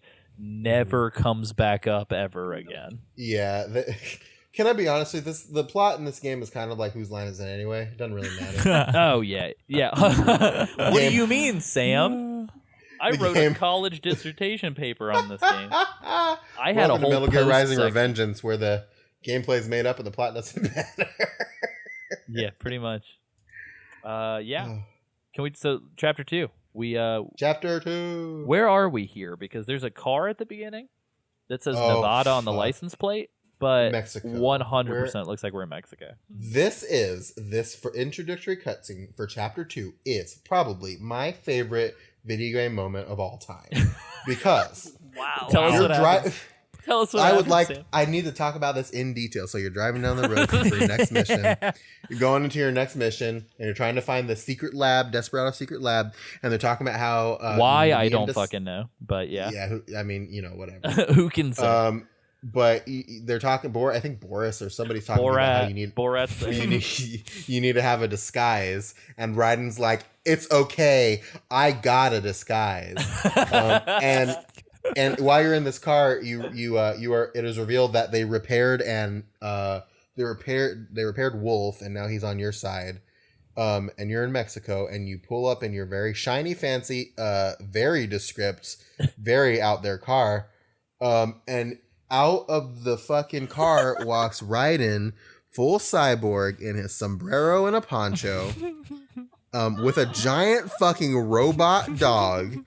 And these two Mexican guys walk up to, are walking down the street, and they see Raiden, and as he's going into these sewers, and they're just like, what the fuck? It's a robot in Spanish. And then he takes off the poncho and the sombrero and goes, adios, amigos, and just leaves them above the sewer and goes into the sewer. And ladies and gentlemen, that is Oscar worthy. Absolutely. Oh, I've got best a costume. animated short. Just to submit that off. cutscene. The best animated short. That's all. I mean, come on. Yeah, dude, I saw that and I was just like, get the fuck out of here. It's literally the best. I do. So I want to say this. I discovered playing this game a second time. All of the cutscenes have this weird, uncanny feel to them where it feels like somebody took a bunch of assets from this game, akin to how you see the video game characters in those porn banner ads. It feels like somebody just took all the assets and just Steam filmmaker source mode, just fucking bumped some action figures together. Everybody's fucking mouths are too big. Yeah, everything feels like it's Xavier Renegade Angel from Adult Swim. It's very fucking weird. In an endearing way. I love it. Oh yeah, for sure. When those guys see him going to the sewer and they're just bewildered, their mouths drop open and they fucking drop 40 feet. Their mouths open, they dislocate their jaws and it's oh. It's So, long story short, we went from a train level to a sewer level in fucking 2 hours flat. Video games, ladies and gentlemen. At least they're getting them out of the way, I would say, which is great. But we fight some gorilla-looking UGs down here. They just some real thick boys with some big old arms and legs. These motherfuckers hit like a dump truck too. They punch got dumps hard. like a truck. Yeah, dude.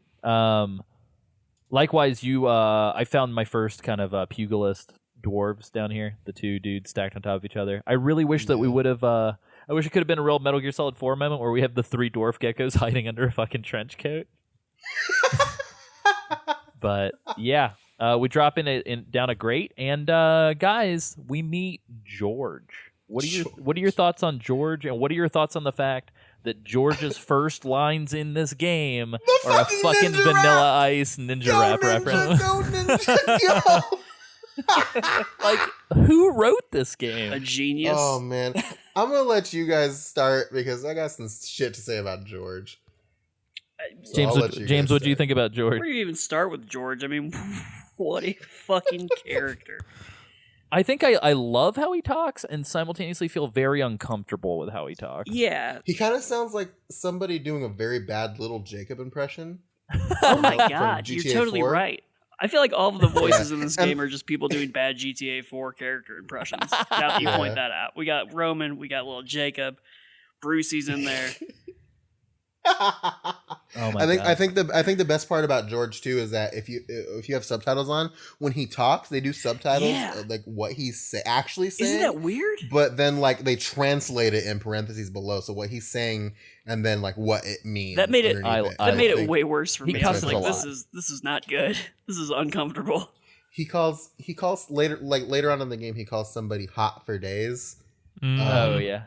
And we'll get to who he does. He says that too, but it's fucking hilarious. Yeah. Oh, I forgot about George's little crush. Oh, I can't wait for that. Yeah. Isaac, what do you think of our little boy from Ghana? I can't remember. What do you call people from Ghana? Gannon, I think. Ganondorf. This Ganondorf boy George. Wow, Ganondorf Boy George. There's a lot of references in there. I like that. Sorry. Go ahead. That's like five references. I honestly think it's Guyanese, being serious. Yeah, no, I think you're right. But I'm not like. I think they say it in the game. How old is he? Isaac, I think he's like 12. Yeah, he's a child. That was my biggest. He does not. He doesn't talk like a child. He doesn't sound like a child. He doesn't talk. Yeah, it's. It's like a 24-year-old man. Interesting.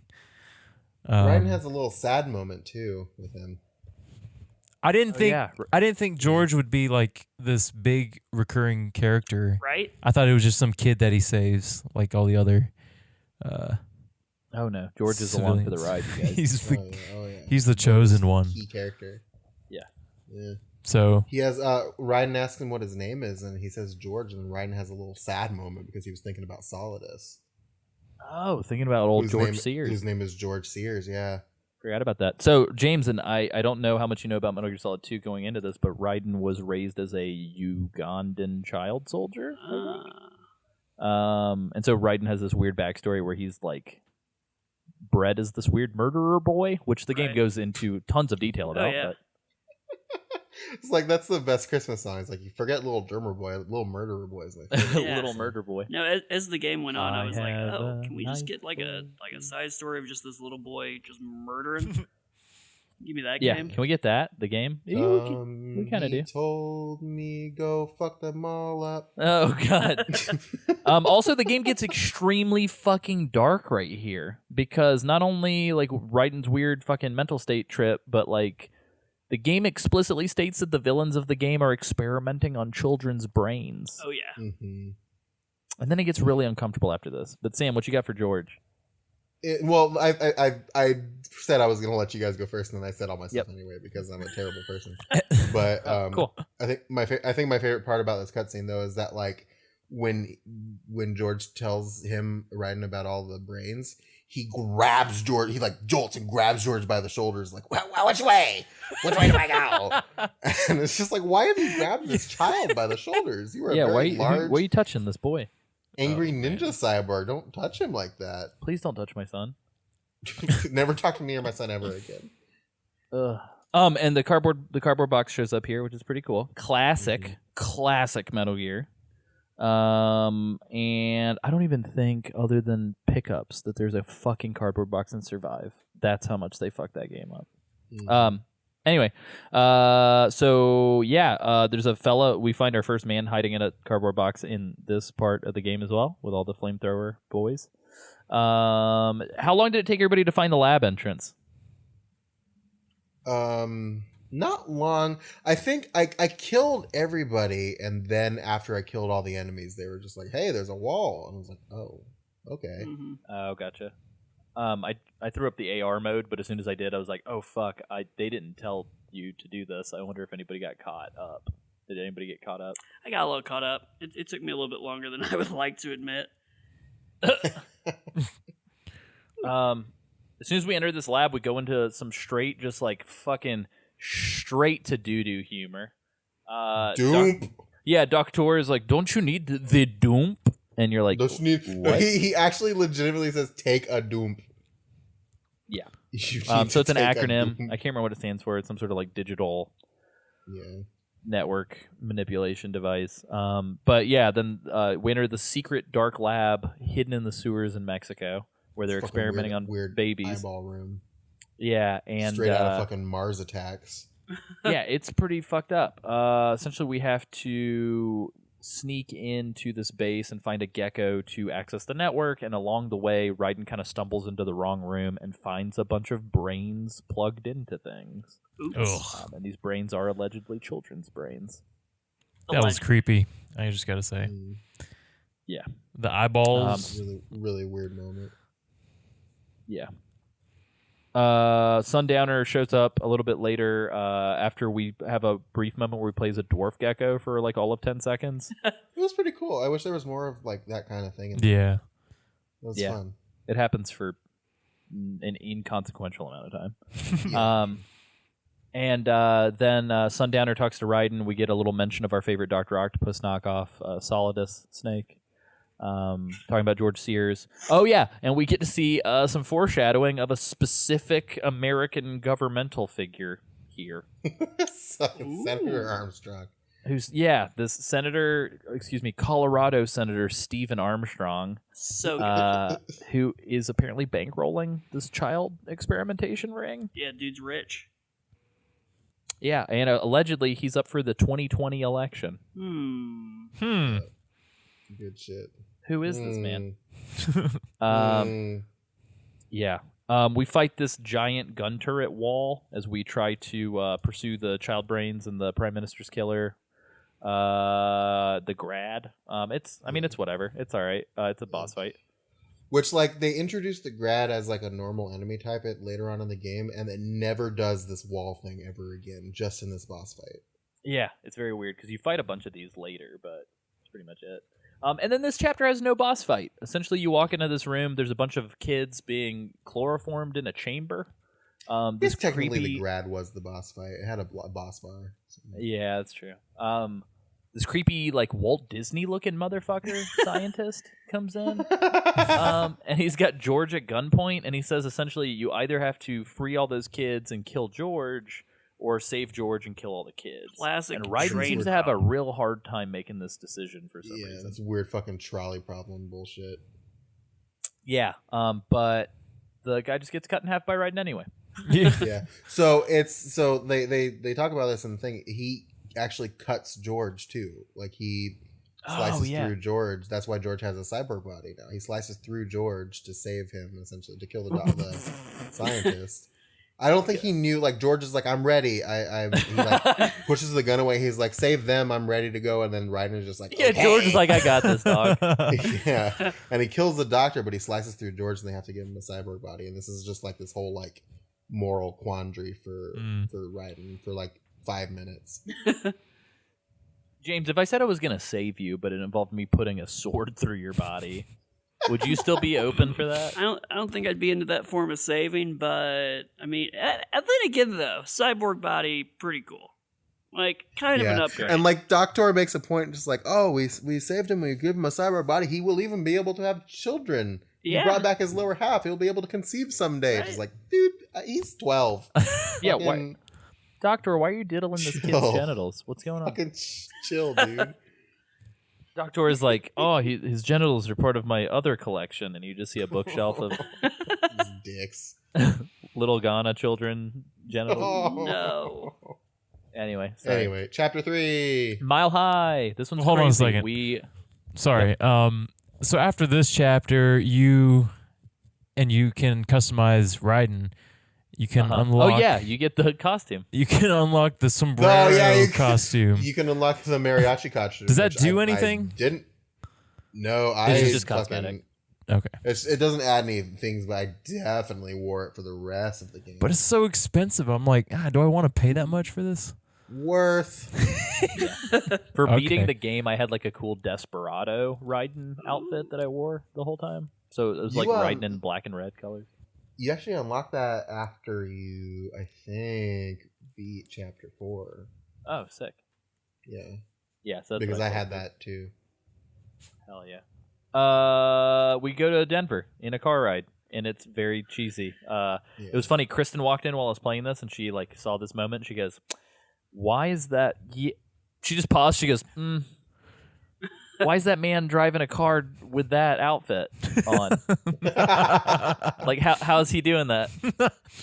And then she watched a little bit longer, and she was like, "This conversation's dumb."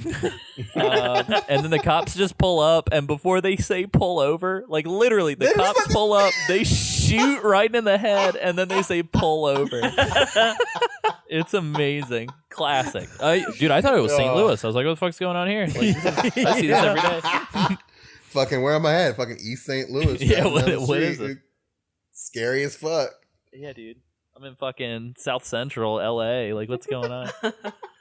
fucking riding through Compton. Shit. Yeah. This is where...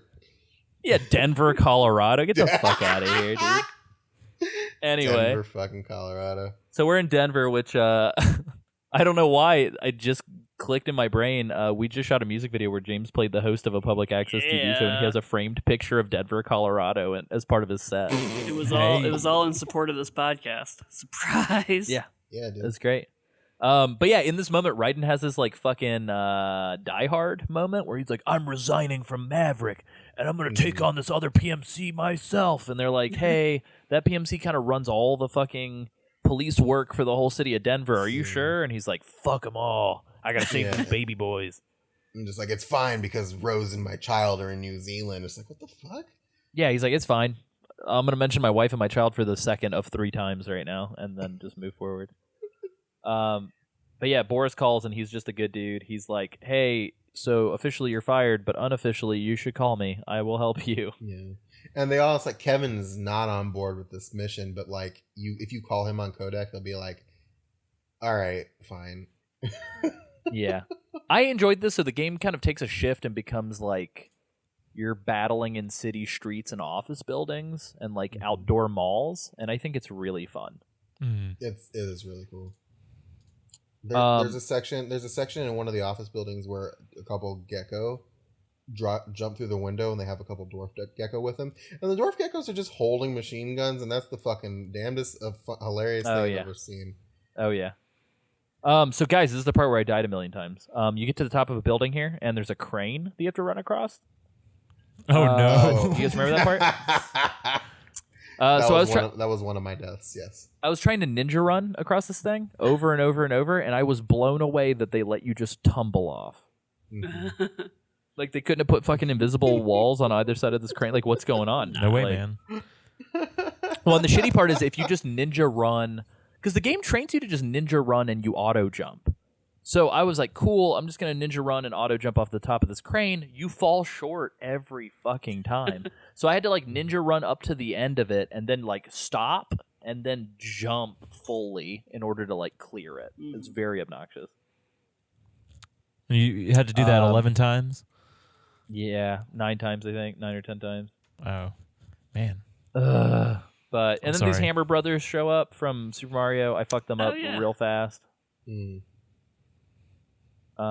yeah, I think Wolf kind of acts like Grimoire Nier from Nier and Nier Automata a little bit here, where he's just like your little talky, sarcastic sidekick. I wish they would have used that more. Just like had him making remarks while you're fighting and stuff. It would have been funny. Yeah, it would have been.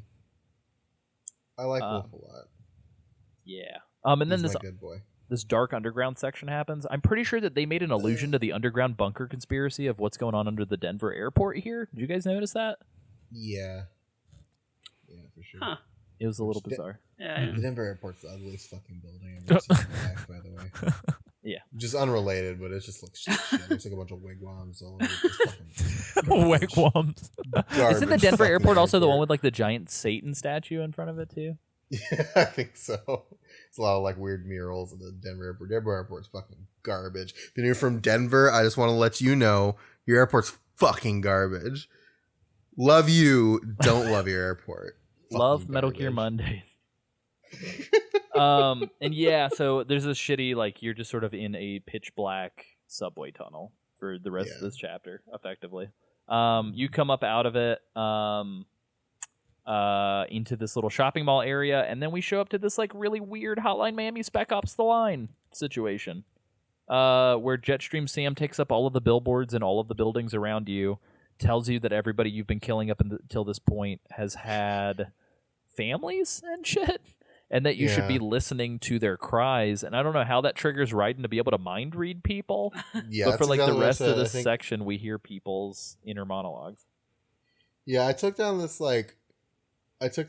notes here. I was just like, do your fucking Battlefield nanomachines make you suddenly psychic? Just like, what the fuck is this? Yeah. What'd you guys think, Isaac and James? At this point, I was just like I was like so into it that I was like, I'm not even going to question this. We just got to keep going. I can read minds now. Denver airport. So you just murdered these innocent men? Absolutely, I did. Yeah, of course. I absolutely That's what you do. It's really weird because like you're able to fight these guys while they're like very sad, saying I never ask for this, and I gotta bring. I've almost got enough money to bring Mama from the homeland. Yeah, I couldn't. So here's the deal. There's only two dudes. There's only two dudes that you're encountering, and yet you're hearing like 75 alternate sad stories. I was like, are these the men? same Like, story. Yeah, It's like you became but, Professor you can X kill, and plugged you can into kill them Cerebro. no problem. Yeah. what were you saying, James? It's just like you became Professor X and just plugged right into Cerebro at that one moment. Yeah, completely. It's very weird. And so, I don't know if the implication is like you're hearing all of the people you've killed in this moment, or just these two dudes. But these two dudes have a rough life. This is just them. This is like the sum total of like 50,000 years of sorrow just kind of built up. We also discovered that Wolf used to be Sam's dog, which is kind of funny. Oh, yeah. And Which is like, Wolf just which is does really some cool shit it's about really Sam. funny because of the Jetstream Sam DLC. It's just like, well, that's strange, but whatever. Yeah. And then we have this shitty mandatory stealth section before a boss fight where because Raiden heard all these sad things, he can't walk. or swing a sword or like Yeah, it was very anything. weird. You want to know what's funny? And I don't know if it's because I was just like maxed out or whatever. I still walked into a bunch of dudes and just fucking took them out with my shitty limp sword. Like I literally just like nudged up to some guy and he was like, "What the fuck?" And I just like, blah! And I was still just like, it was very funny. But yeah, I mean, I killed 2 or 3 guys and then pretty much just beelined it to the front of the building. Did anybody have any issues with this? No. No. I was able to get by pretty quick. It's pretty straightforward. Yeah. Precursor, I was on easy mode, so it might have been. No, it's not hard on normal either. Okay, cool. So we hang out outside of this Marshall building. It's raining. It looks beautiful. Yeah. And then we have this situation where we fight Monsoon. He talks about memes for a little bit. Yeah, and then Raiden's just like, I got a meme for you, bitch. Like, it's Why don't you real take weird. your meme and spin it sideways and shove it up your ass? I don't know. Nerd. I just don't understand because, like, at this point, Raiden should remember that, like, roughly a decade ago, he got lectured to about memes by Solid Snake in New York. Yeah. So it's like, why doesn't he just chime in with, "Yeah, I already know, dude." Like, you're not my real dad. but yeah, Yeah. that happens. Talks about memes for a little bit. Monsoon's dope. He's like a magnet boy. He's a weird. He looks like a weird, like Ninja Gaiden thug who can split his body into Rayman parts. Yeah, which I was concerned because like he's already sliced into pieces. How am I going to slice him into pieces? You can do it though. Yeah. Also, it sucks because his whole gimmick of nah can't hit me drives me nuts. Yep. Yeah. So the first time I played this boss made me stop playing for a little bit because I was very frustrated. So yeah, I did the exact same thing because it was just like he does this fucking smoke and I just wanted to fucking throw my controller. Because you're parrying for like I hate fucking that. 6 minutes. Yeah. Yep. It's like nothing but parries. I discovered on this playthrough, if you throw an EMP, and I only did this because I had unlimited EMPs because of the stupid wig. If you throw an EMP at him whenever he's dodging all your shit, you can stun him and then like wail on him. Mm-hmm. It's interesting. Yeah. And when he throws, so he'll like telekinesis throw vehicles at you. You can slice them and they'll drop EMP ammo. And that's the only reason why I was like, oh, it keeps giving me this. I should probably use It's pretty slick. Mhm. Yeah, I legitimately struggle with this one. This was like, I'm in the middle of this and I'm like, oh, my bad at games. Is this how I know? I just bad at games now. That's how I felt on all the other Metal Gear Solid games, so don't feel too bad. Isaac is It's just like, like- this, welcome to my normal. Hey, holy crap, Alessio! What? I'm okay. That's exactly what Jack says or Raiden says. Oh, no. He literally This is says, my "I was reading. normal." I'm watching the playthrough as we do." Wait, so I said it when he said it in your video? I'm looking at the Oh, subtitle. my It says, God. "This is my normal." That's crazy. weird. That's insane. Yeah, and before this fight too, Raiden is just like, maybe I am a killer, and he like has Doctor turn off his fucking pain inhibitors, and like this was like I legitimately let's camp found out this here for a second about that, because what the fuck? No, I found this legitimately frightening. Yeah. Like it was very like out of nowhere and kind of scary. And then they like he gets stabbed in the stomach and he's like, Doctor, turn off my pain inhibitors. And Doctor's like, okay. And he goes to pull the sword out of his stomach. And then like this weird like black and white like sketch filter pops up. And I jumped when it happened. I was like, fucking what? Like this was legit. Yeah, the music gets frightening. real weird. Jack, like, so Raiden, again, keep in mind, Raiden is like a wig wearing, soft boy, girlfriend calling, sweet baby, like newborn skin. And now. Fresh newborn soft baby boy. Yeah. And now not only is it like, oh, he's a crazy ninja from Metal Gear Solid 4, now it's just like, no, Jack's a fucking psychopath. Mm-hmm. And he just wants to get hurt more, baby. Yeah. Hurt me more, Snake. It gets weird, you guys. Also, I want to, right here, I think is the best time to mention this. We didn't talk about it. There were a couple times when I'd be taking notes and letting cutscenes play out. The fucking controller vibration in this game is insane. Off the chain. Yeah. Like, the controller never stops vibrating. You put it up against your crotch for a good time. Yeah, dude, it's one, and so like it kept like the plastic on the PS3 controller kept hitting my wedding ring and just vibrating really loud. It was ridiculous. Anyway, sorry, I didn't mean to pull away, but yeah, It's even a Monsoon euphemism. and Jetstream Sam were like, "Whoa, dude, like tone it down, dog." Fuck what? Damn, bro, Fucking chill. what? Yeah, I forgot about this shit, you guys. It also activates his weird like devil trigger mode where you can click in both of the thumbsticks to just like go ham. Jack Yeah, the Ripper, it, man. It's in this battle, it's unlimited, but then afterwards it introduces when your meter is full, you can do it. I used it once in the tutorial for it, and I never used it again. Like I just never found a case to use it. Yeah. Yeah. I towards the end when I was impatient, I would just click them in just to like tear through the enemies. That was about it. But yeah, so this fight's pretty much just kind of a frustrating parry, EMP grenade, rinse and repeat. You get his little TMNT knives when you beat him.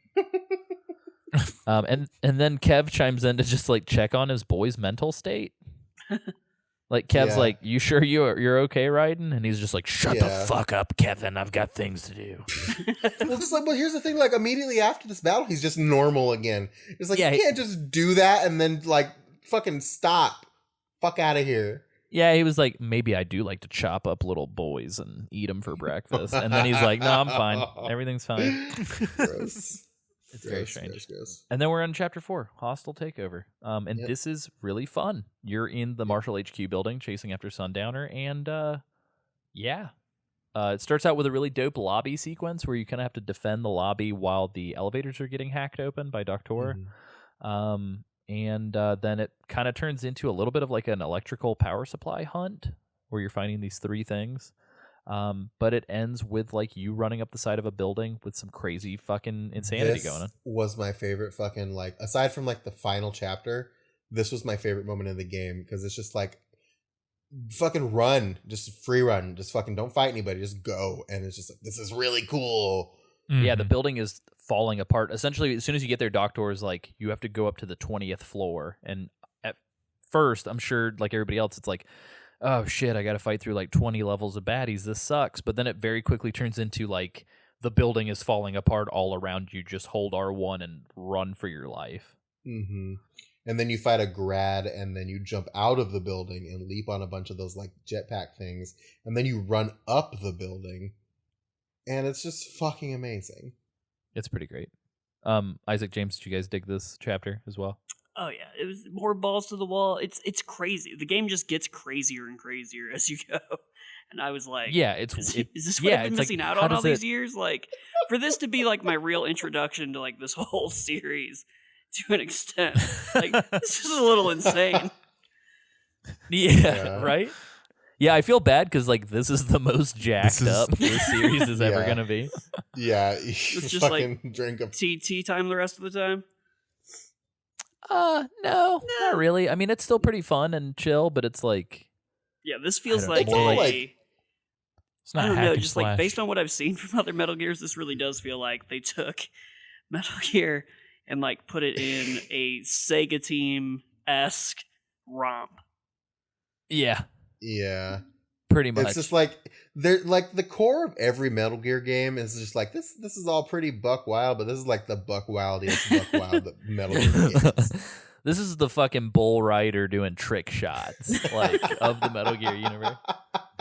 Yeah, it's very weird. So speaking of just like checking off the list of dope shit, we enter this exotic Japanese garden and fight baddies, which Yeah. is so good.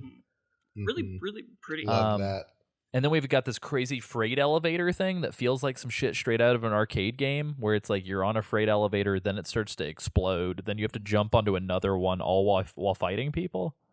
Okay, so this fucking section. So when I played the game the first time, I had 3 moments that almost made 2 moments that almost made me quit the game, and 1 moment that made me quit the game. The first one was the battle with Monsoon. I put it down for like a week, and I came back and I finally beat him.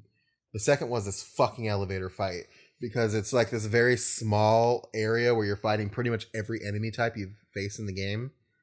And it's just it was really annoying to me. And it wasn't as bad this time because like maybe I'm better at video games now. But the first time it made me want to quit, especially like they have those jetpack falcon things and then you fight them at the same time you fight those mastiffs, those gorilla things. And it's just like the fucking worst. It's like my nightmare. Like I did something wrong in a past life. Yeah, this part is sort of like a gauntlet. Like you Yeah. go through like essentially your baddie gauntlet of sort of like foot soldier shit, but then and this part of the game I don't really have any affection for whatsoever, and I don't understand why it's here. You fight Mistral and Monsoon as like AI versions of themselves. And this is where I quit the game. Yeah, I Because- don't like it's like Yeah, it's reminiscing really dumb. about a thing that happened 5 fucking seconds ago. Like I just don't Yeah. understand why it's here. Yeah. Like Mistral wasn't that bad for me, but like for some reason the Monsoon one is harder than the one outside of the headquarters. And I just never up until now, a couple days ago, could never beat it. And so I didn't, and I put that game down for several years up until we had to play it for this game, and I conquered my roadblock. But Congratulations, Sam. thanks. Do you guys have like as much difficulty with that as I did? That because like it's not great.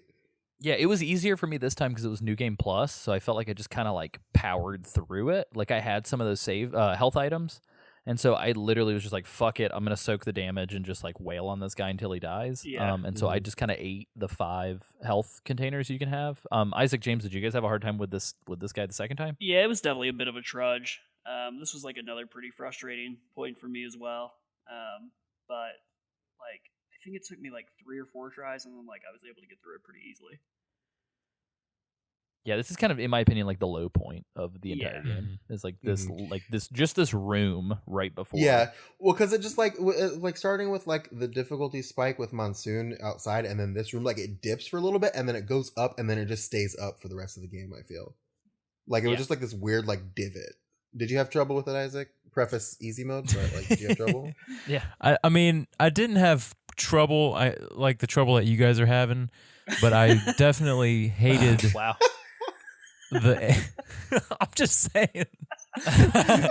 I'm really good at video games, guys. Yeah. Right. Hey, I accidentally MLG no scoped that guy, and just it was easy. No, but for real, I really hated the AI versions.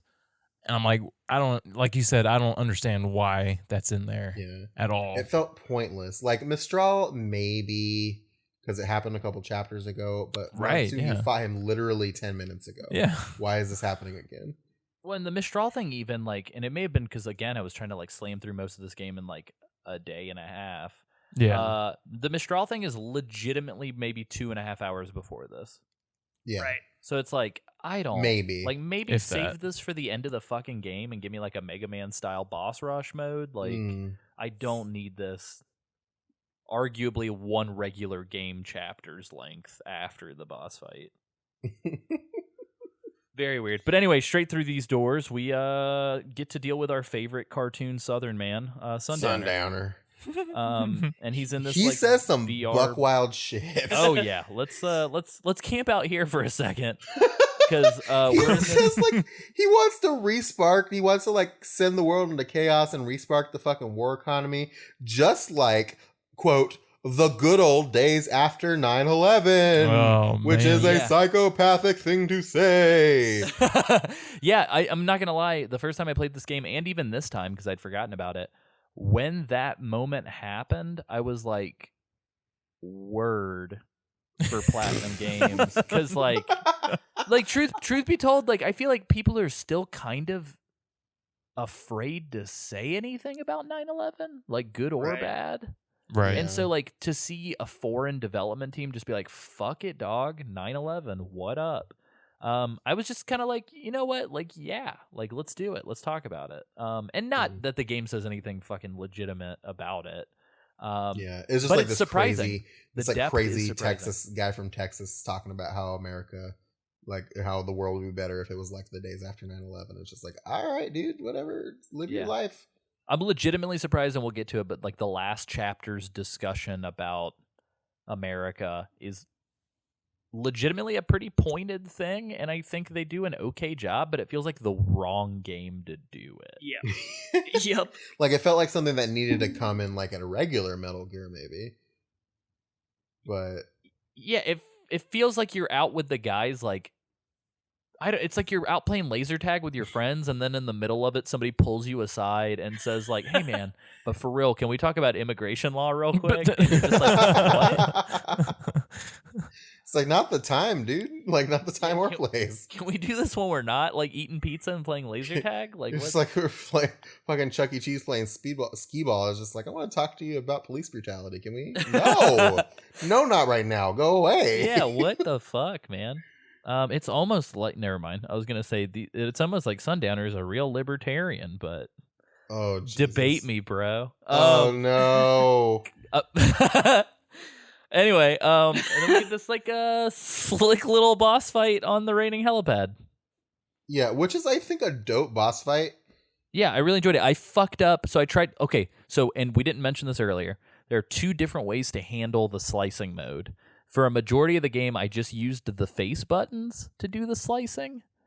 I feel like this boss fight is testing whether or not you can do it with the right thumbstick. Oh. What Yeah. What way did you guys use because the right thumbstick is technically more accurate Right. so that you can hit all the points at once, but I feel like the first time I played this game I was very accurate with it. This time I just could not fucking get the thumbstick mode to do anything Right. properly. Yeah, I used the thumbstick mode the entire time. I actually think I forgot that you could use the face buttons in that mode. Yeah, square does horizontal slices and triangle does vertical Ah. slices, and so you can literally just do it that way, and I felt easier about that because my hand was already there. Yeah. I like doing that when like you're slicing up the bosses, like because it's just like quick. But yeah, for the most part, I use the thumbstick mode. Nice. Does 'Cause it they- do you have to flick it or do you hold it in the direction that you want to slice in? Like, how does it work? Because I feel like I just could not get my brain to fucking. I do it. figured it out like towards the end. So you have to kind of like hold it in the direction, and you can kind of move it around, and you can kind of see the angle that it's going to slice at, and then you let it go, and it slices. Oh, so it's when you But- let it go is when it's like. Yeah. Let it go. Let it go. But yeah, so the reason why we're talking about all this is essentially it's a normal boss fight. We definitely didn't talk about the weird like scissor swords that Sundowner has. Yeah, which are fucking badass. Yeah, so he's got this huge suit. He's got these weird two cleavers that turn into scissors and cut people's heads off, which is nuts. Scissors. Are they Scissors So 61? Because I Oh, need yeah. them. Go ahead, James. Sorry. I was just saying it's super cool to look at. Yeah, it's Yeah, for nuts. sure. And then he's got these like shield panels on his back where when he like pulls his shield out, you essentially have to slice an exact pattern to get the shield to retract. Or if you fuck up, they blow up on you. Mm-hmm. Yeah, which I think is a really cool mechanic. It blew me up. They blew me up more than I care to admit they did. But Yeah, the same. mechanic itself is very clever. Yeah, you can also just sidestep and get behind him and wail on his back. But if you do it for Yeah. too long, the shield barriers will like clap back at you. Yeah, I Clap. got to use that. That's good. A little clap back. But And once the- you the- kill all the of di- his shields, like he gets really angry, and you like a bunch of helicopters show up and you can kill them, and then he picks up a fucking pillar and just starts swinging it at you. Yeah, that's pretty sick too. He also ends up in a helicopter. Like, you think he's dead, and then a helicopter flies up and he's attached to the helicopter, and he tells you to like get fucked. And he like blows you up, and you end up riding a jetpack enemy back to the top of the building in this really sick animation. Oh man, it's so good. Yeah, it's brutal. Yeah, but he tells you about like this crazy shit that they're gonna do to like restart the war economy, and how like he's too late to do it and he'll never be fast enough to get there in time. Yeah, he's very vague about it. He won't tell Raiden. Yeah. Like, Raiden keeps saying, like, what the fuck happens in 3 hours? And Sundowner's like, you'll find out. Ha ha ha. Yeah.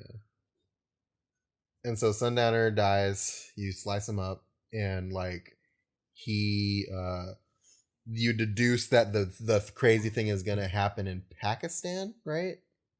Yeah, Because essentially, that's so where the president. the president's gonna be. The president of the United States is going to Pakistan to sign some sort of treaty or something.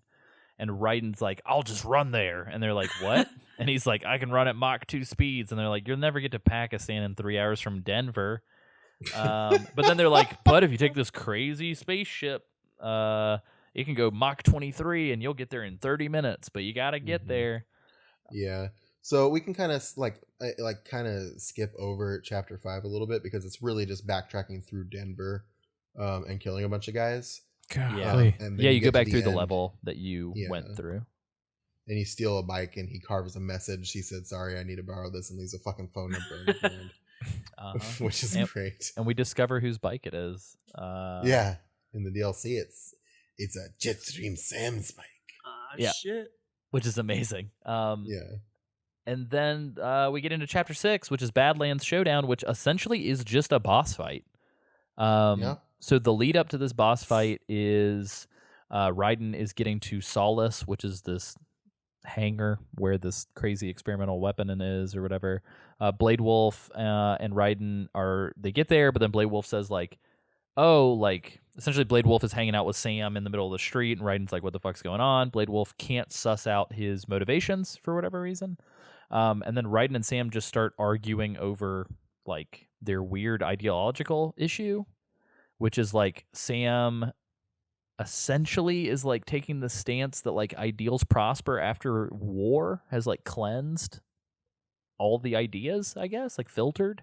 And Raiden just keeps saying that Sam's like a money grubbing piece of shit, essentially, and that Sam has no real idea of what justice is. And I think the game kind of fails on this. I feel like the game tries to make Sam out to be some sort of like, oh, he was secretly the good guy the whole time. But I just never really felt that way.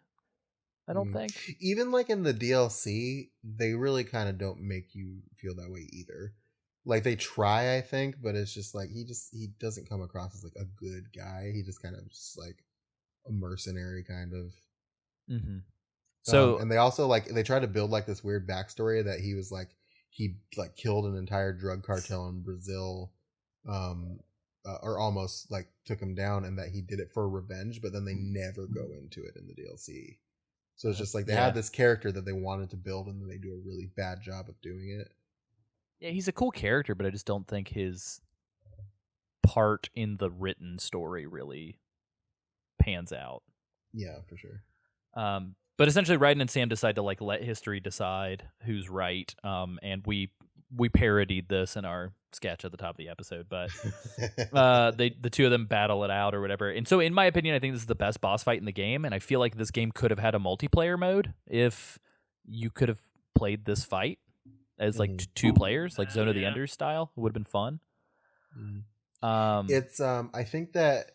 So I agree with you. I think it is the best boss fight in the game. I also think it's kind of the most straightforward one, and I think it also is kind of the easiest one, if that makes sense. But yeah, the first time I played this, I got my ass whipped by the timings towards the end, because he just starts to get really aggressive with you, especially with his little like sick ass. Like we didn't mention it, but Jetstream Sam has an M16 as a sheath that like shoots his sword into his hand. Yeah, it's fucking dope.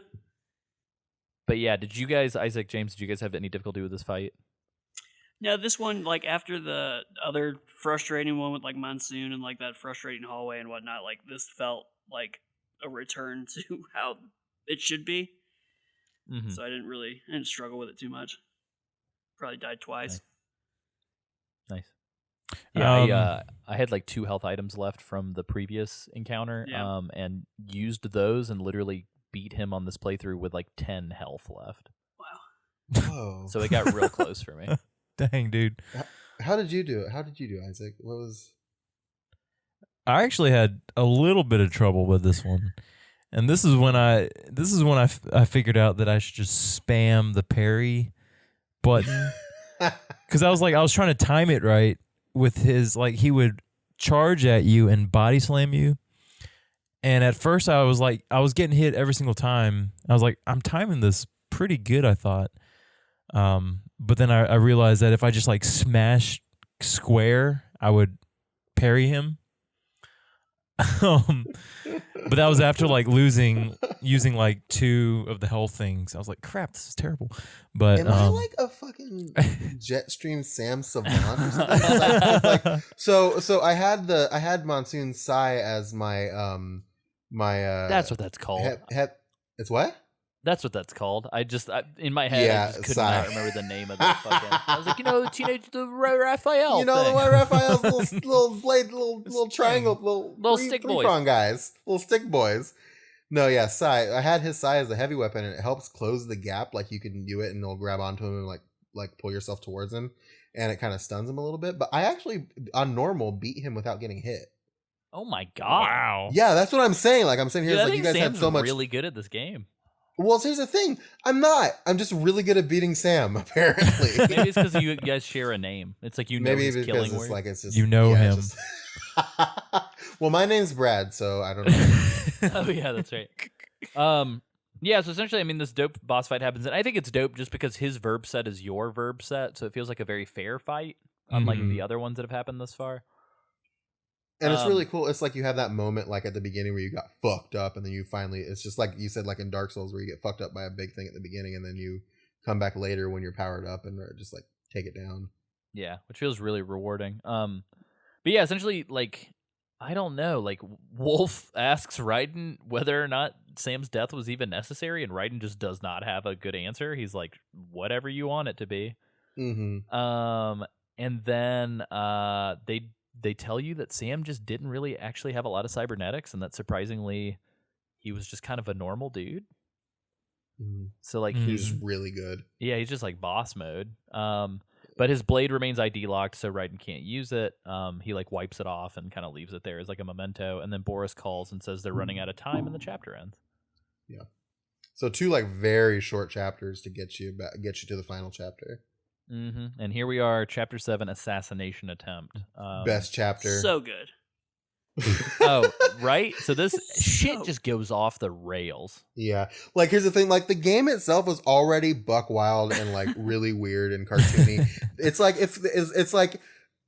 they didn't unleash their... The game wasn't even the final form. Like, the first 6 chapters weren't even the game's final form. Because they cranked the fucking goof up to 11. Yeah, dude, it's like this. the minecart fell off the tracks earlier. Yeah. Now the minecart's about to fall down a fucking hole, like a chasm. You like have to break into this base, this army base or whatever the fuck here in Pakistan, and that's pretty straightforward. It's just like another section where it's like you can either fight the guys or sneak through and like do whatever. It's just any other section of the game, and then you get to your destination, and just shit goes off the rails.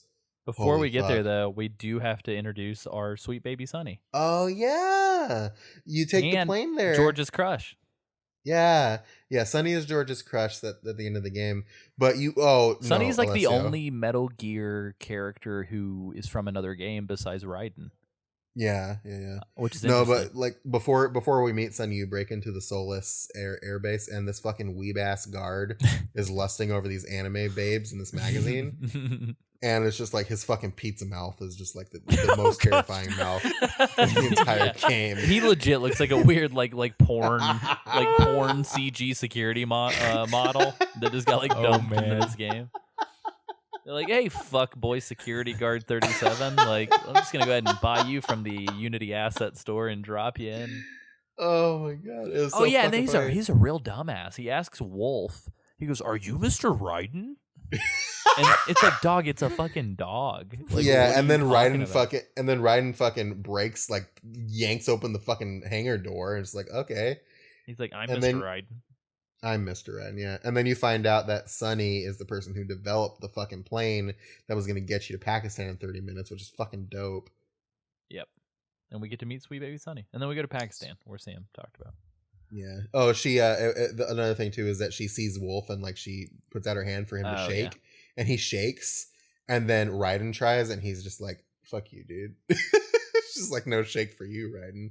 Exactly. It's pretty. Yeah. It's quite That funny. actually like is with the because I don't think we're gonna touch on it much, but with the Blade Wolf DLC, there's actually like a point at the end where Mistral's a bitch and forces him like with electricity to shake. And it's kind of symbolic that he chooses to shake with Sonny. It's actually like a really sweet moment after you play the DLC when you look back and realize how cool it is.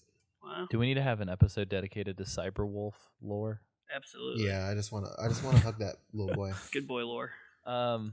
Yeah, right. So yeah, Raiden and the support staff all realize that World Marshal PMC Group is actually listed as like unclassified, like the Desperado unit. So the assumption is that Marshall's going to commit this crazy presidential murder attack and then blame it all on Desperado and PMCs.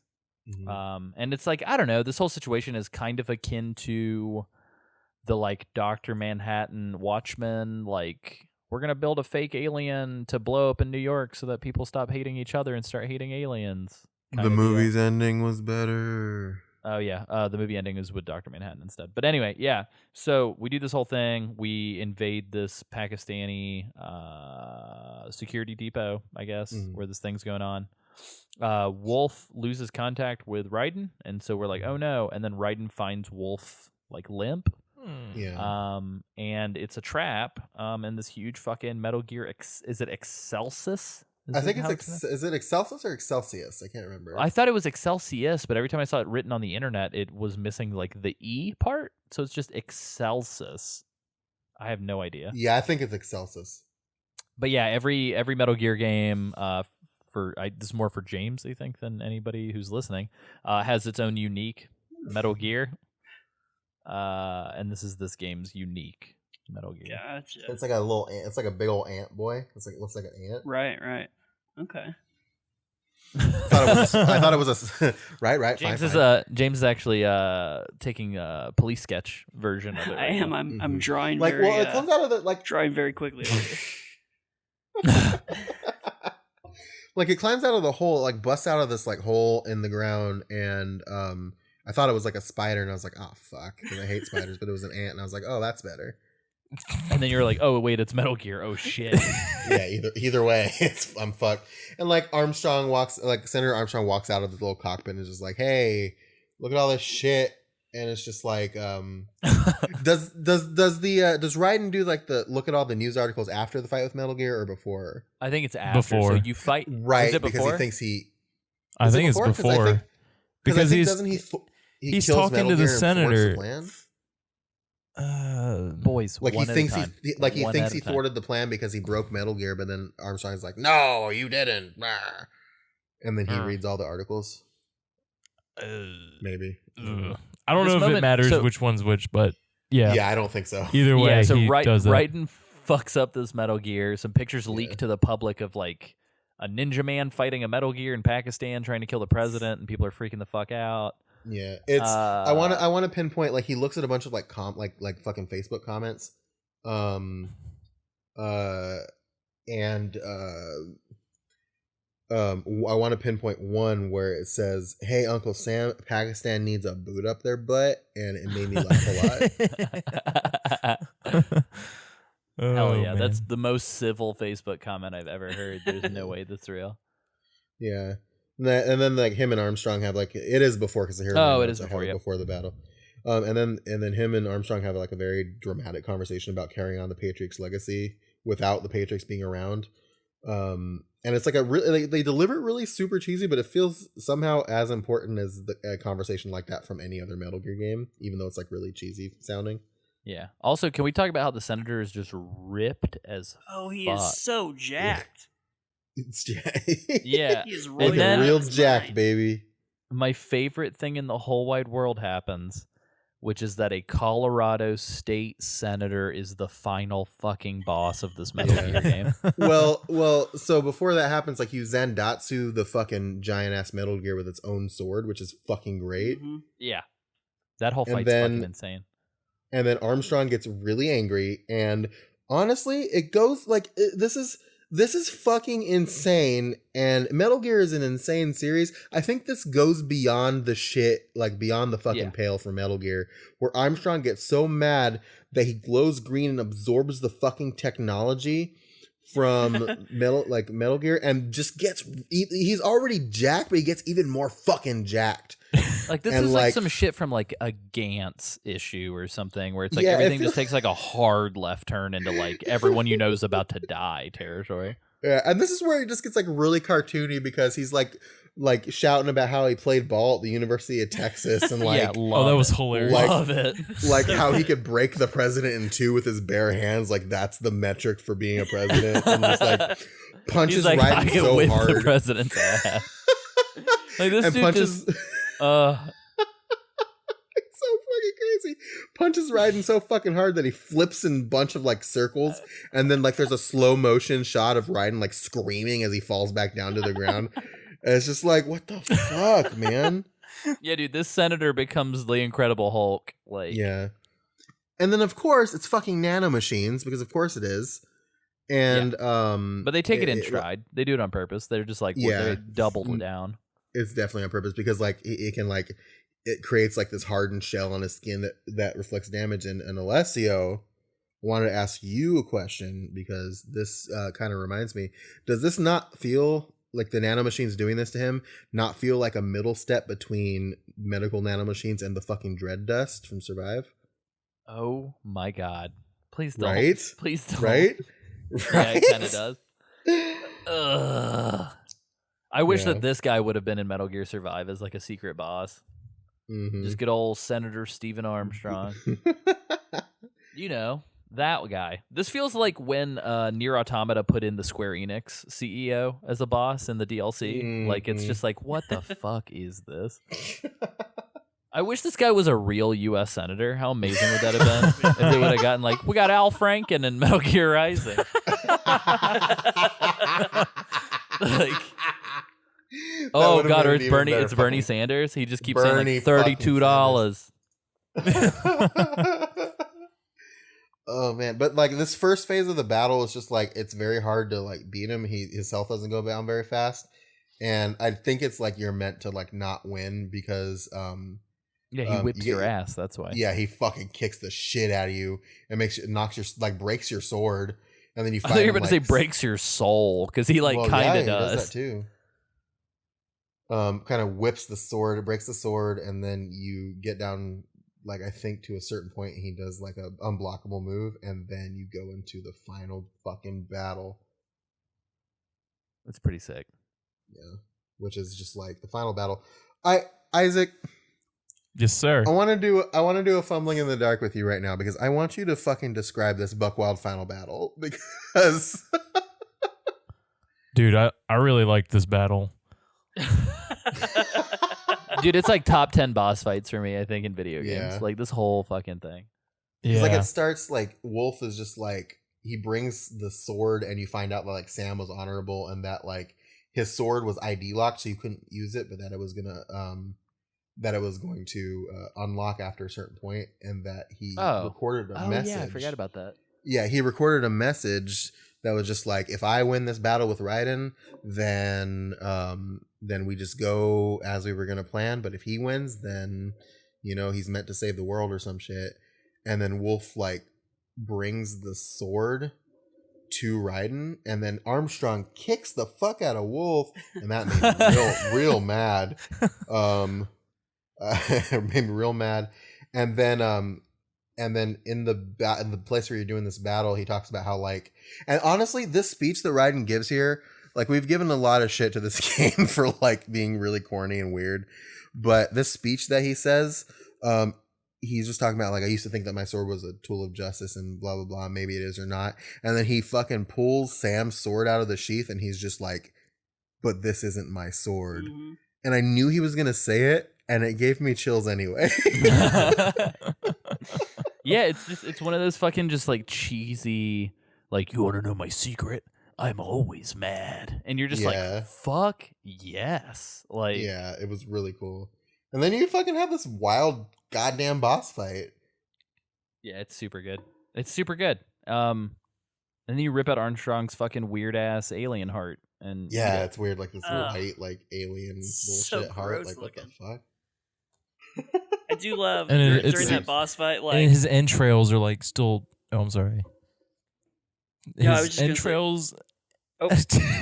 God damn it. boys one at a time.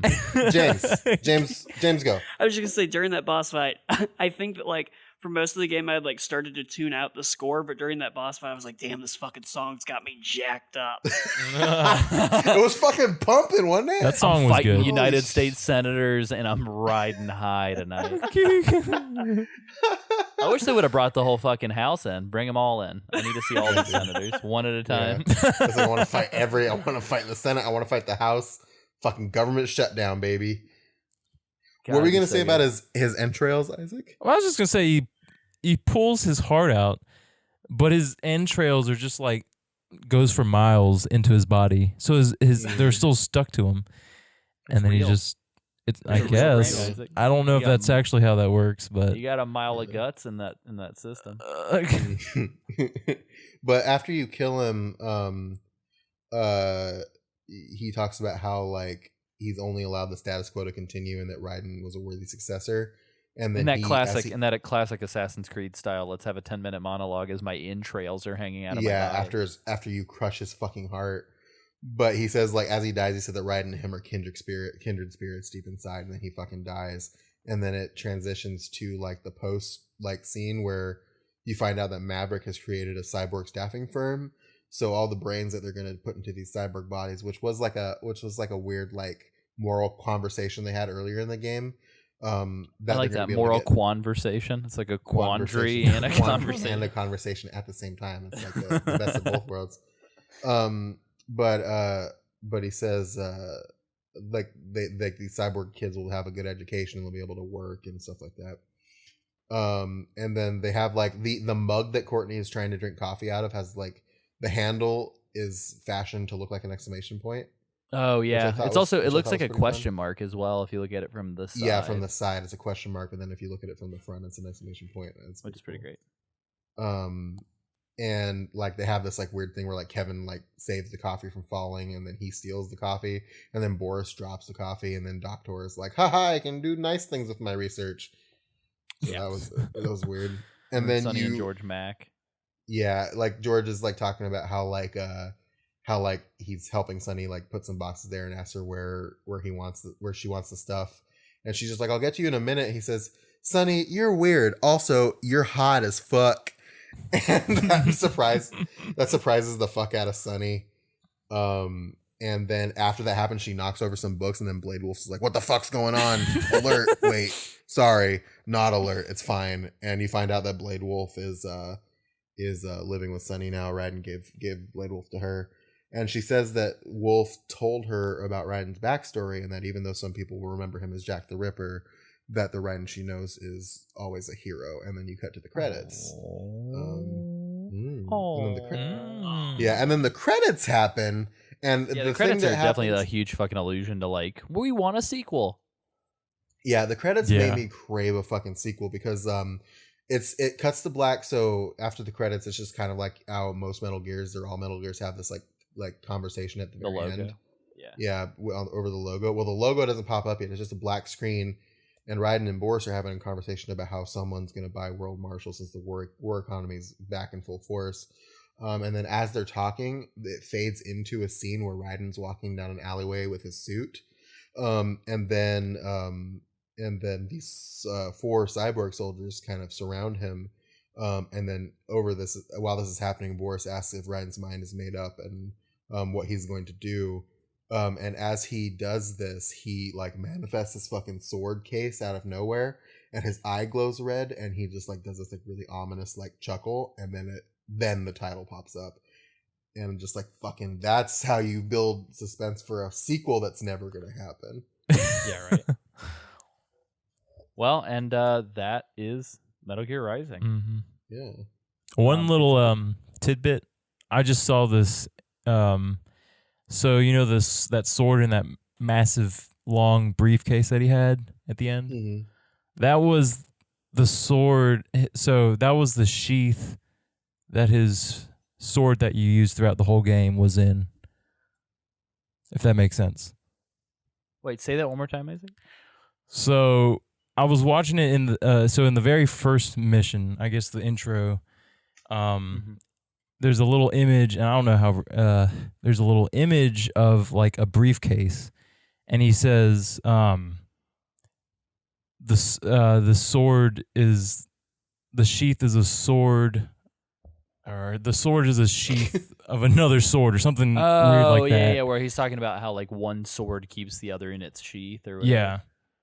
But I looked back at it, and the sword that you used throughout the game was in that briefcase, which is the sword that he used at the very end. Oh, nice. If that makes sense. I don't know if that makes any sense, but No, yeah, I get it. so Fuck yeah. okay. Yeah, no, that's fucking that's Metal Gear. That's dope. Now that we're finished with this game, I do want to get just sort of like a round robin final thoughts before we put Metal Gear Rising back up on the shelf. Sam, takeaways. Yeah. Did you love it? Did you hate it? What would you give it today if it came out? This is what this is what a Metal Gear spinoff should be. It leans really heavy into the Metal Gear, unlike Survive, and it's fun to play. I think that I wish that if it like came out as a value title, like maybe like $30, I think it would be good if it came out today. I think it's a little too short to be to feel satisfying as a $60 game. But I think if it came out at like $30, I think it would be like a fucking. I don't want to give it like a qualitative rating because that's not something. Yeah, I mean we don't really do that. Yeah. But it's definitely like it's a fucking great game. It's super cheap now if you want to have a PS3 or if you want to get it on Xbox 360 or like backwards compatible for the one, and it's worth fucking playing if you're a Metal Gear fan. I hear that the PC version's really, really well ported as well. Oh, that's good. So if you have an Xbox controller and a decent computer, you should check it out. Mm-hmm. Definitely. I'm gonna give it let's see, a butt rock out of Texas Senators, Colorado Senators who play ball at Texas. Yeah, what the fuck? James, what are your thoughts? Final thought. Yeah, I like enjoyed it a lot more than I guess like I expected to going in. Not that I thought like it would be a bad game or anything, just that I wasn't aware of like how much I was going to enjoy how like off the wall crazy shit got. I thought the dialogue was all like, for as cheesy as it was, it still managed to have like those really poignant moments at times, and I was like, there were moments where I was like, this is an interesting look at what American politics look like from the outside world, especially nowadays. Like the fact that it was in 2018, I was like, that's weird. Also, like I paid some weird price, like $7.86 on the digital store to buy this, and I thought that was a fair price. I thought, yeah, it was like very weirdly priced. It was like definitely not an even number, and I don't know if there's a reason for that, but I want to look into that. I think I would give it 8 lightning bolts out of 10. Wow, nice. That's some high praise. It was good. I had fun. Yeah. For me, Precursor, I was on easy mode. So this is the easy mode review. Of this game. So while I will say it was a lot of fun, like going through and just like holding R1 and ripping through and just destroying people. It got to a point where I was, maybe it was because I was on a time crunch, but it got to a point where I was just like, it felt kind of like not repetitive, but just like, okay, another group of enemies, blah blah blah. You do the whole thing again. I think if I had played it on normal, it would be a little bit more in tune with like, okay, crap, there's another group of enemies. How am I gonna attack this? Whereas on easy, you could just like run and gun, like destroy in the flash of whatever. But I liked the bosses. I liked how the levels were laid out. And I think I'm not gonna be definite on this, but I think the music was probably the best.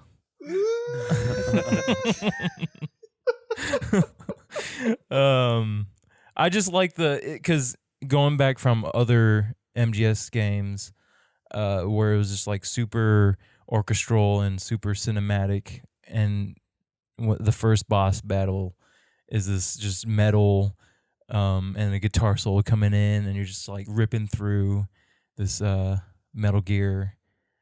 It just felt right. So yeah, with that said, I would give this a no poop out of doom poop. A doom poop. What about you, Alessio? What do you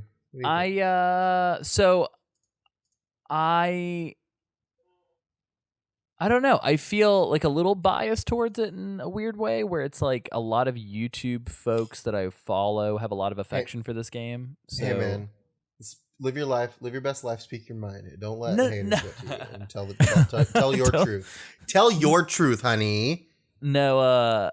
So what I was gonna say is like I knew that it wasn't like a mystery. It wasn't like I played the first game and forgot how good it was. It was like I played it for the first time and knew it was going to be fun to get back to. And so I think I just kind of came back to it excited to have like a comfort game to play after Survive. You know what I mean? Like it was just like, God, Metal Gear Survive was so bad. And then I played this and I was like, fuck yes. Like this is wonderful. And so for me, this was almost just like comfort food. You know what I mean? It was just like, I'm just going to rock the fuck out and get this game finished up in like 6 hours or whatever and call it a day. And I was very much so looking forward to going back to that Senator fight, which I've only played through once before and just knew it was bad shit crazy. Yeah. But yeah, so I enjoyed it a lot. I would definitely recommend this to folks, even if you've never played Metal Gear, because like very obviously James has limited experience, having only played like Ground Zeroes a little bit before. And so it's like this is kind of his first foray into Metal Gear, It was which dope. I think is a funny experiment. But yeah, I would definitely recommend this, especially with how cheap it is, and just echoing everybody else's sentiments. I would have to give this 0 Johnny Suzaki's out of -10 diarrhea disasters. And that's very positive because my mouth is, I have to rinse my mouth out of Johnny Suzaki after Metal Gear Solid 4. But yeah, this is a lot of fun. Definitely recommend it. You should go play it. I'm going to be splicing in some of the music from this game into this edit, so hopefully you'll be enjoying all that. Yes. Cue it here. Let it ride.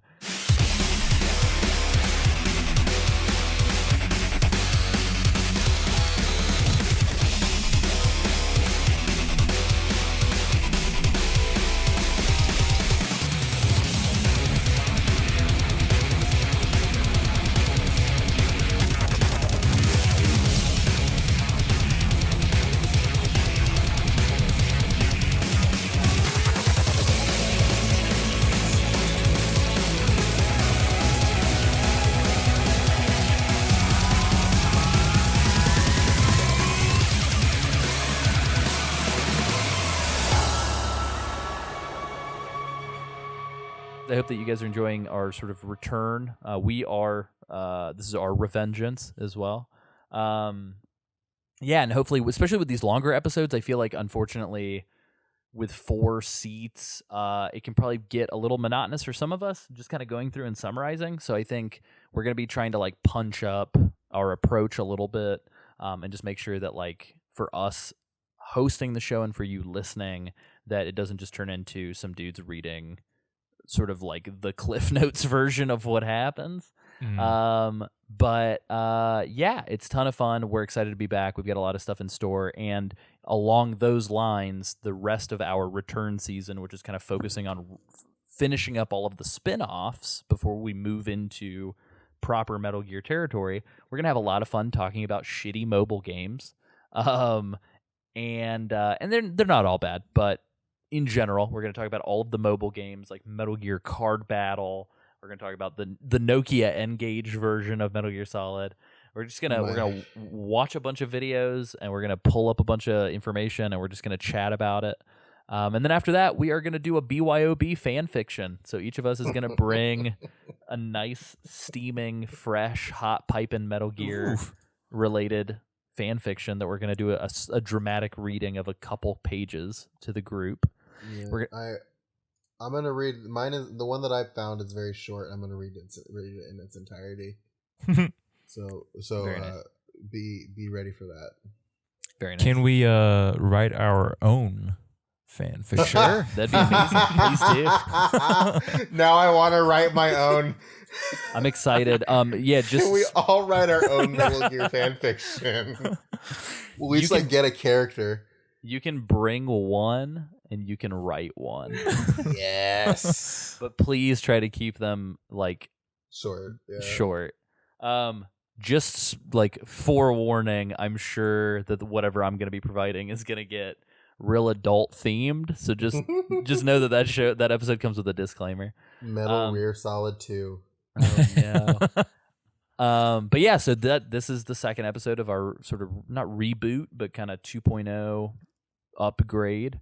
Boys in the house. James, did you have a good time recording a proper 4-seated episode? I had a great time. It's nice to be here. It's nice to be around friends. I feel like James is a tourist. You guys, we gotta find a way to haze him audibly. Hazing is bad. hazing is bad practice. Don't do it. We need to come up with like a quiz, and we have to quiz him on every episode. Like, okay, here's information from the first 64 episodes of Metal Gear Mondays. Now you have to answer a quiz about all of it. Oh Jesus. Oh, no. Before we get into all that, I just wanted to say as well that we're probably going to be reading some of the fan letters that we've gotten since the break on that fan fiction episode. And obviously we're not going to read all the like gushy, like, oh, your podcast is great, of which there is a little bit. We're going to be reading more so sort of like theories and questions and stuff like that. We also got a response from our first Irish listener who said some pretty funny shit. So I'm excited to go into that. But yeah, that's it. You can. Hey, do I still have a vendetta against Canada or nah? Yeah, against who was it again? Canada? Yeah. Sure. The country of Canada for not writing shit into our fucking podcast. Sam, you just asked me if you still have a vendetta against something. I don't know. Listen, I need people to keep track of this shit for me. I got a lot of vendettas. Am I writing you as a character into this show? Something like that. I've got a lot of enemies. If for whatever reason a bunch of droning bumble talk about a fever dream video game involving sword fighting fucking U.S. senators is your cup of tea, definitely feel free to check us out on Facebook.com/Metal Gear Mondays, Twitter.com/Metal Gear Monday.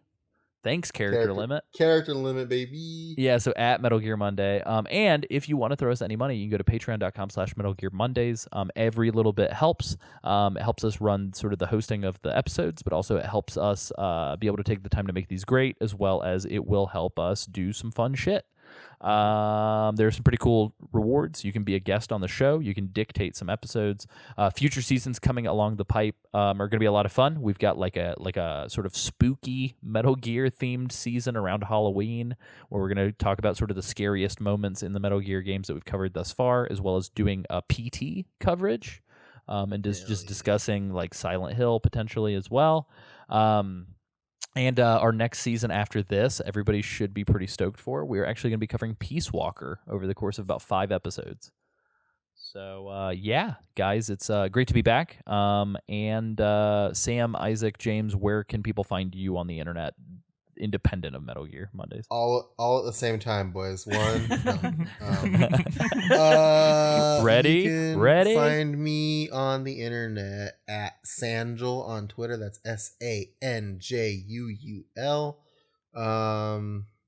That's about it. Like if you I post stuff there rarely, but like I'll get into, if you want to like tweet me something, I'll like talk to you about it. And like if I maybe do other podcasts or like other projects, and in addition to this one, I'll also let you know there too. You can find me on Cambridge Analytica. I'm gonna be Oh God. James, Isaac. Yeah, where can no, people find me. you? Find me on Twitter at James Reichmuth, spelled like it sounds. So it's REECHMOOOOOOOOTH. Mouth. That's it's like REICHMUTH. Wow, you nailed it. That's impressive. Real fast. Wow. I stay up at night, just staring at your last name, just speed memorizing. waiting for your moment. I wanna chime in for Isaac here, because now that we're back, What? Isaac, we got the forcing Isaac to tweet at doesn't have a twit is back in full force. So Yep. Get us going. Follow us on Twitter. Yeah, Get that official Patreon Metal Gear going. Mondays Twitter account actually tweeted at Isaac today. So Hey. But yeah, so doesn't have a twit. Oh, and Doesn't hold have a on. twit. So let the record show, good boy Zach. I know that you're globe trotting or whatever you do for a Oh my living these gosh. days. Zach But James. check it out, Mr. ZJ. You told us that once we passed 200 likes on Facebook that you would physically destroy your copy of Snake's Revenge. That's true. We Dog. finally did it. We're We did well it in after the 200. Yeah, we did it in the gap between 1.0 and 2.0, so we need that to happen. Bring it on, boy. We need- Bring it on. Yeah. I think for like Alessia, you should put one of the things, like every time somebody donates at like a $1 level, Isaac has to make a tweet or something. Yeah, you just have Am an I worth option. that little to you, Sam? Oh damn! I'm gonna No, make it you're like worth- a $10,000. Like Isaac will tweet Isaac. at you. Yes. Isaac, sweet boy, you are worth the world to me. Very nice. Well, guys, we gotta. James, you haven't been on here in a while, so do you want to say the thing about the thing that we sign off with? Thing about the This thing. is his quiz. Oh boy. Yeah. Fuck. It's something about a James, box, you right? edited video for this show. What? Something about a box, right? Hold on. What? Something about a Something about Something about a a box. little box. It's not a box. It's not a box. it's just a container of some kind. It's just a perforated cardboard container. I think. Hold on, I'm gonna get really close to the microphone here. I think what Well, I think Whisper in my ear. I think what you mean to say is that